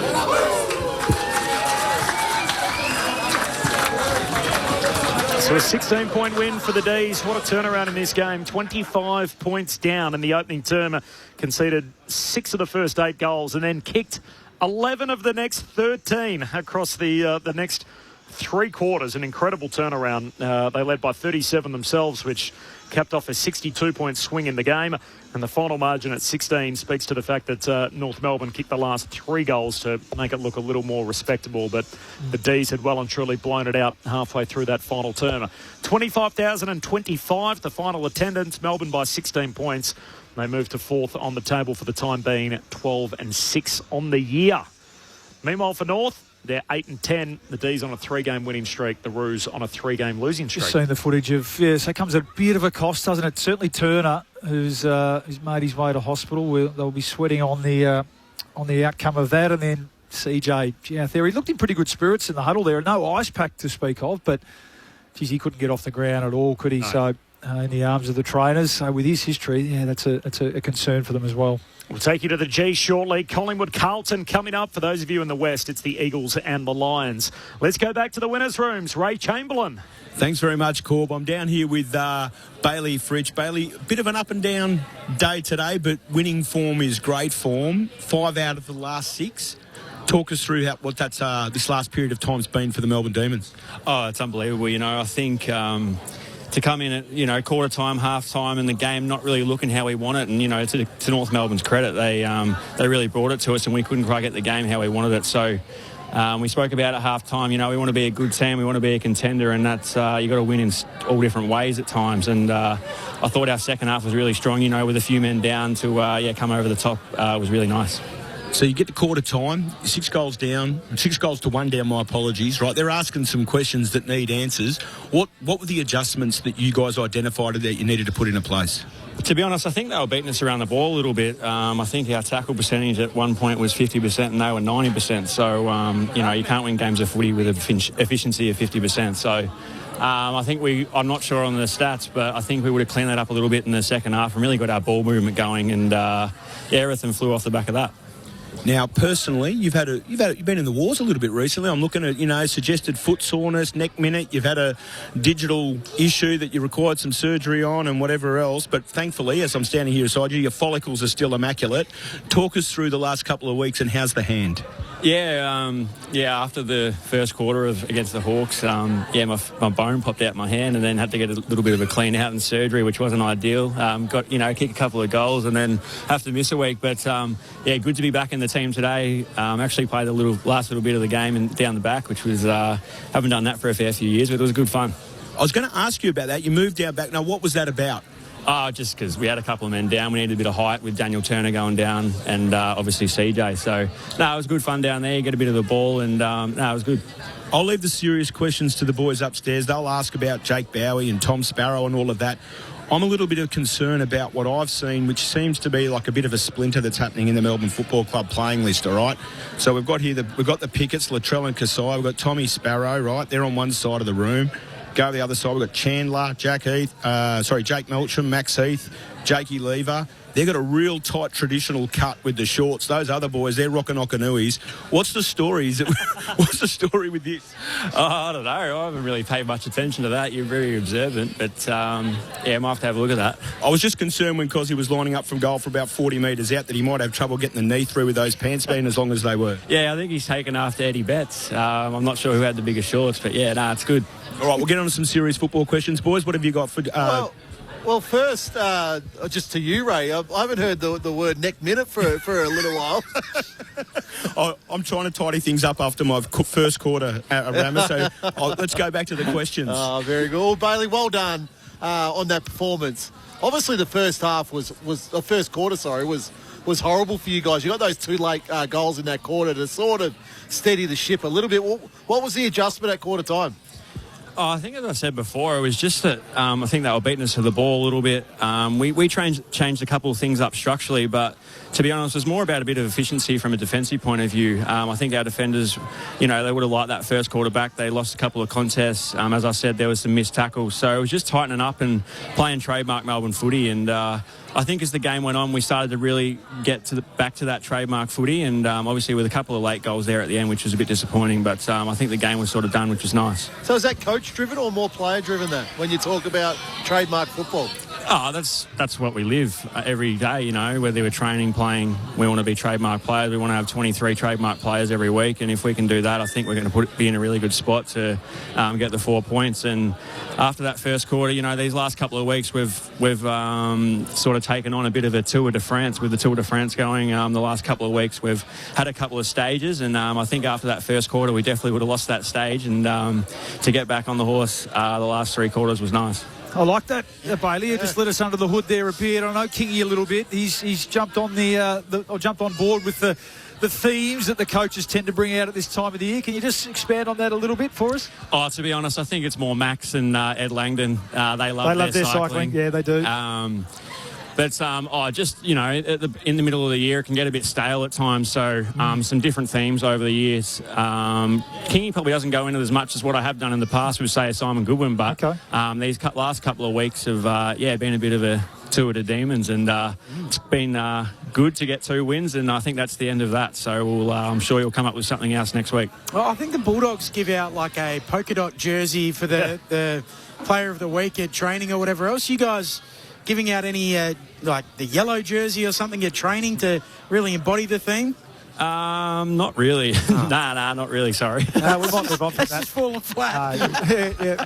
One too many, Benny. But I think, Bailey, I think that the 23, you talk about the 23 trademark. What I've liked from the games I've seen this year, the spread of contributors, and it looks really clear of the effort demanded to play for Melbourne. And I think in the end today, you just wore them down a bit. You mentioned it as well. But you didn't rely on a big performance from the skipper. Cozzy Pickett sure did his thing, but I love the evenness of players like Chandler, like Sharp, Tholstrup doing his thing, Langford. I just think a really good even contribution across the ground. Yeah, I agree. I think that's something that when Kingy came into the club, we don't need anyone to be outstanding, but we need everyone to do their bit. And I think you'll see over, the course of the season that I think, as you say, we've had some outstanding players in Max and Cozzy doing their thing, but there's been times when they've been a little bit quieter, but, the sort of second-tier, third-tier players have really come on and really doing their bit, and it's put us in great spot. Career high 4 goals from Matthew Jefferson. It feels like this has been coming. He's been building towards this. Tell us a little bit about him. We don't know a heap about him. Yeah, Matty Jefferson, he's I think he's probably in his 4th or 5th year now, and I knew it wasn't too far away that he was going to take a game apart. He's been in some great form. He's jumping at the ball really well, and he probably would have loved a few more set shots back from last week. He missed a couple of easy ones, but the way he's flying at the ball, him and Jacob Van Rooyen have got a great little duo going, and then we've got Jake Melksham and things like that are just chipping in on the side. So I think our forward half is very potent, but we're not relying on one bloke either, so it's really a good forward line to be a part of. I'm sure you've been asked this question a million times, Bailey, this season, but the mid-forward connection has clearly been an issue that the D's have had in recent seasons, and this year you've clearly got it humming. What's changed? If you were to try and put into words what's different this year compared to the struggles of previous seasons, what do you put it down to? I won't give too much away, but a couple of little game style tweaks, just footy running patterns and things like that we've changed. But To be honest, we've been working really hard on this over a number of years now, and although now it looks good, we've got a new coach and we've got a bit of forward connection. But I think when you work at something for many years, the goods start to come out, and it's really good to now see that you guys are seeing that on the outside, and because it's something that we've been really working hard at, and hopefully we can keep evolving. It's not the finished product. I think there's still room for improvement, but yeah, as you say, it's definitely probably the best it's been probably since 2021 or something like that. So it's good. Enjoy it, Bailey. Appreciate your time. Beautiful. Thanks, guys. And Bailey Fritsch there in the winners' rooms. The D's with their 12th win of the season. They haven't won 12 games since 2023, so it's a nice return for them on that front. Given the fact they only won 7 last year, they're 12-6 with 5 to play. They haven't won a final since they lifted the cup. So they went out in straight sets in both 22 and 23. You feel like they're as well placed as they have been ever since. It's an incredible season that they're putting together, and obviously the additional finals this year thrown in, but 4th as we sit here right now on the ladder. Well, they seem really balanced. I think you look at the wingers, Langford on one wing, Langdon on the other wing. They just play a critical role. Sharp as well. Sharp's the other one that comes in. They've got Trent Rivers back, so he missed a lot of football early in years, a really important player to them. But I think what's changed is just different looks in the middle of the ground. We're so used to seeing Petrarca, Oliver, Viney, who's been a forgotten man, obviously, of the D's. But now there's just so many new faces and new bodies in there. So 8 premiership players. It's interesting when you look at their profile. They haven't got a teenager in their lineup. When it comes to age and experience, they're 10th in both lists. So essentially right in the middle of the pack. Yeah, and the premiership players play key. Like when you think about Gawn and then behind the footy, they Lever. Yeah, Lever Rivers. in particular. So they're really, really solid behind there. They've got great leadership behind there, to be able to organise things. And then, we know what Max Gawn does week in, week out when they need something, when they need some leadership on that front. So, I think... If you look at renovating on the run rather than rebuilding, like this is... Great story. Yeah, it's a tremendous model, yeah, isn't it? Where and it the takes premiership guys combined with the new faces. And you let go some champions and Hall of Famers of the club. Yep. And it hurts at the time, but you do it with the bigger picture in mind. And then you've got to get the draft picks right, which they have, clearly. It looks like that with Langford. And there's a few more coming through as well that we haven't seen a heap of yet. So, I just love that. I think they're a blue-collar team, largely, with some match-winning spark like a Pickett and Gawn himself. So they're probably still, the challenges will come clearly, and we'll see how they go with that largely inexperienced forward line. I think Fritsch will have to play a role forward of the ball, another premiership player, and his experience forward of the ball at the pointy end of the season. But gee, it's been a good performance, hasn't it? Yeah. It's a fascinating... I don't think anyone would have picked him in the 6. No, absolutely. What they've been able to do to get it rebooted on the run. And I mean, I compare them a lot with Richmond, where, they've taken 6 kids in the top 30, Melbourne, in the last 3 drafts. Richmond have taken 9 kids in the top 30 in the last 2 drafts. Melbourne have got 60% games into those 6 picks. Yep. Richmond have only got 40%, so they haven't actually got the games into them. The other thing is, I'm sure Richmond probably in the back of their mind would have thought, hey, we'll keep 8 to 10 premiership players in our best 23. Baker and Bolton left unexpectedly, Dan Rioli likewise. So they lost guys that were on contract. Sure, they got good draft capital for them, but you compare the 2 programs and you think that they won a premiership a year apart, and Richmond are doing the full-blown rebuild, and Melbourne have sort of renovated it on the run, and at least the early signs, who knows in the long run, and obviously hindsight will bear that out. I think the long run will bear it out. But early signs are good because their key position players are young. Yeah. You talk of Jefferson and Van Rooyen at one end, then Turner and Howes and the like up the other end. Yep.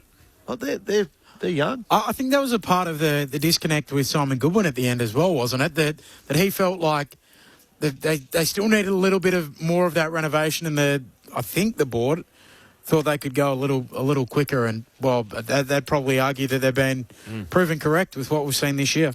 12-6 on the season, the Demons today. They came from 25 points down. They kicked 11 of the next 13 goals. And at that point, it was a 62-point turnaround in the game.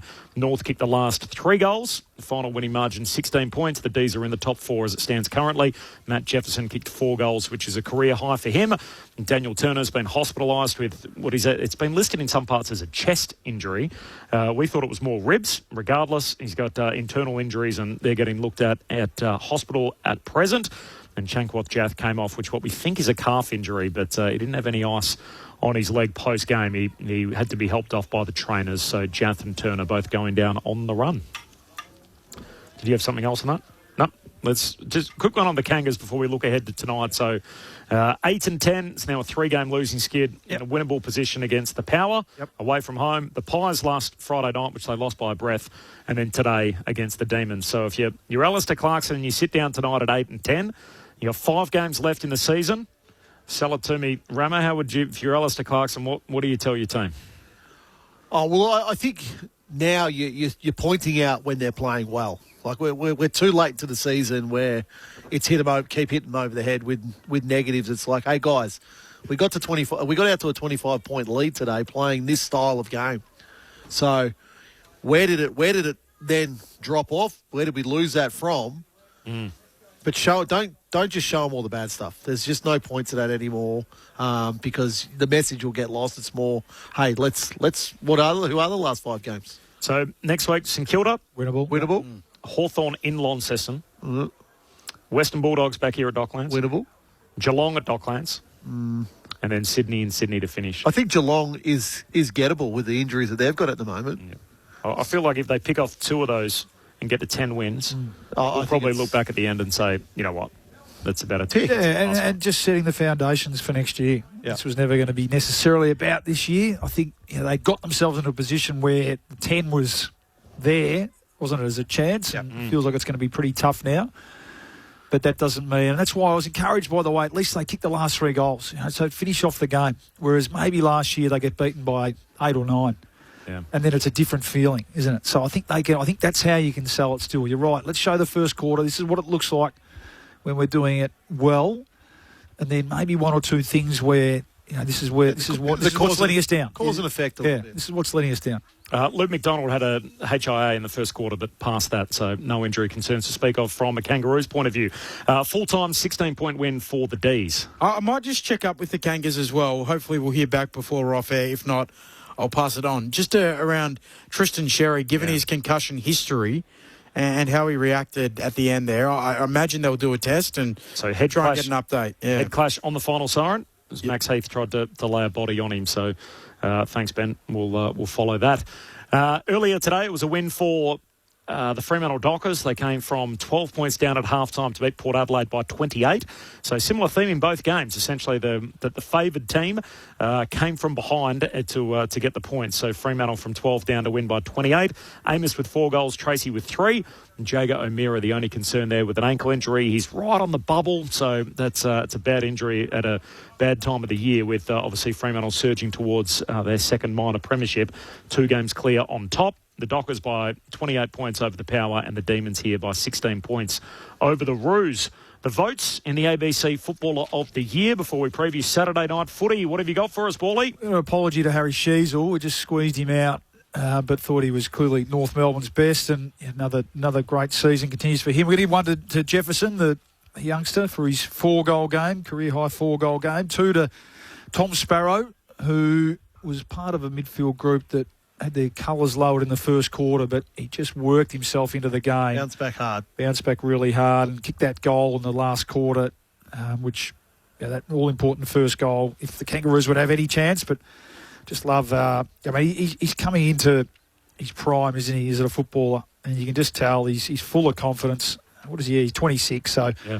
In that sweet spot for him at 33 possessions. He was more. He used to be a 20 to 23 possession man. He's really starting to convert those sort of games now, isn't he? So 10 clearances. 33 and a goal, 10 clearances. Yeah. And he just gets shaded by Cozzy Pickett for 3 today. He's played better games, but 29 possessions, 1 goal, 2. So it could have been 3 goals, but over 700 metres gain. And I think.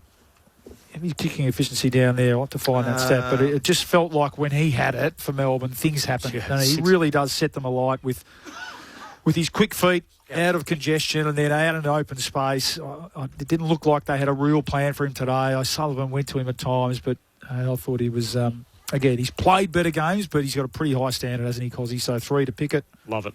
3 for Cozzy Pickett, 2 for Sparrow, 1 for Jefferson. 65% Cozzy Pickett went out today by foot. 1 goal, 2, along with his 29 disposals.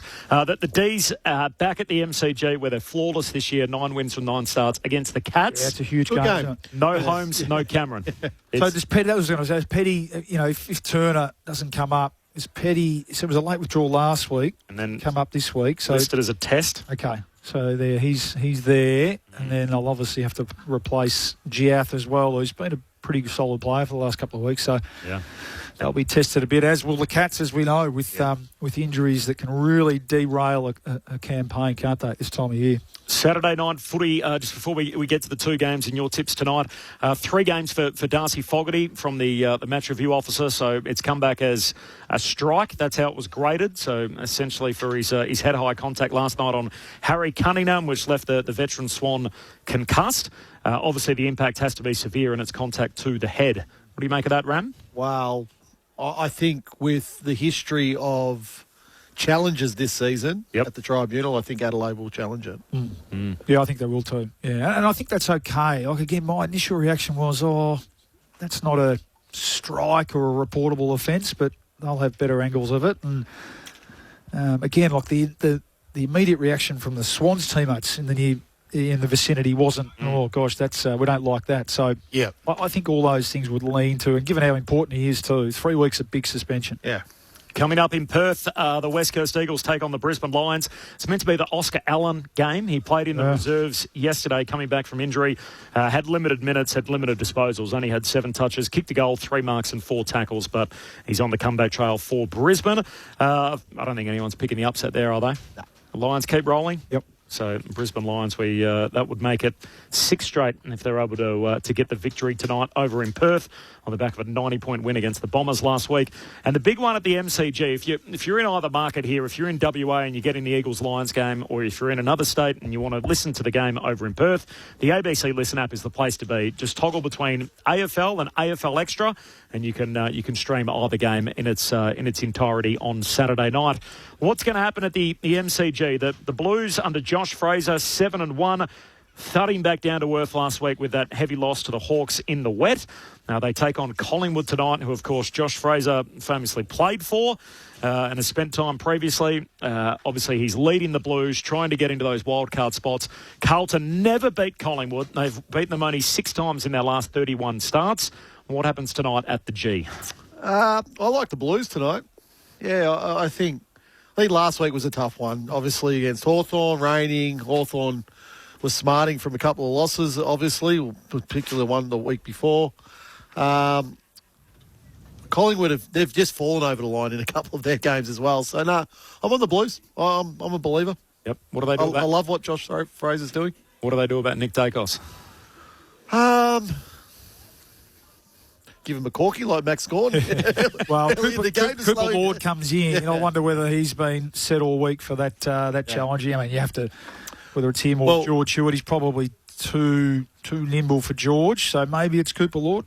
Nick Dacos, his last 6 games has either been ranked 1, 2 or 3 in the player rating. Have to play somewhere. I mean, clearly, you can't let him run around by himself. Look, effectively, if you stop Nick, you'll beat Collingwood. Yeah, Howe's a big out too. That's a concern with my Collingwood scarf on, who's been so good for them behind the footy this year. It just exposes Billy Frampton a little bit. And on a nice night, can the Carlton key forwards get a hold of them a bit? Quainer back in, but Howe's a big out. I think it's an intriguing night from a Blues perspective, where as much as they went on a 7-game winning streak, they hadn't done that since 2023. Their worst performances in that time were the Richmond and the Essendon games in which they were heavy favourites. I still feel like that underbelly's there for Carlton, that when the pressure's high and it comes a critical point where it's time to convert, whether they got it in them. Tonight's a genuine 50-50 game, so let's see how they hold up with the intense focus of Saturday night footy against their chief rival tonight, what that looks like. And Nick Dacos, he's terribly out of form. He's coming off a season low, 28 disposals last Friday night. And a goal. Yeah, he did look a bit sore, actually, I thought, in the second half last week. So he would have had a very quiet week on the track, I'm sure. And he needs a bit of help. You're right, Ram. He needs some help in there. All right, who are you tipping, Bally? Oh, I'll stick with the Pies, but not with a heap of confidence. Blues for you, Ram? Yep. Blues by a point for me. Oh, they've had a happy knack. These two teams are playing close games. Pies have won the last 5, 8 of the last 9. And out of those 8 wins, 5 of them have been by under a goal. So Collingwood have got them in close finishes in recent times. Can't wait for it. It's coming up next right here on ABC Sport. If you're in WA, you're going to get coverage of the game between the Eagles and the Lions. They're both available through ABC Listen. Thanks to Lucas back in the studio, to Stuart Hollywood-Baker, to Luke Ball and Adam Ramanauskas, Ray Chamberlain downstairs. On behalf of myself and Ben Cameron, we're signing off from Docklands here on ABC Sport. Earlier today, the Dockers by 28 over the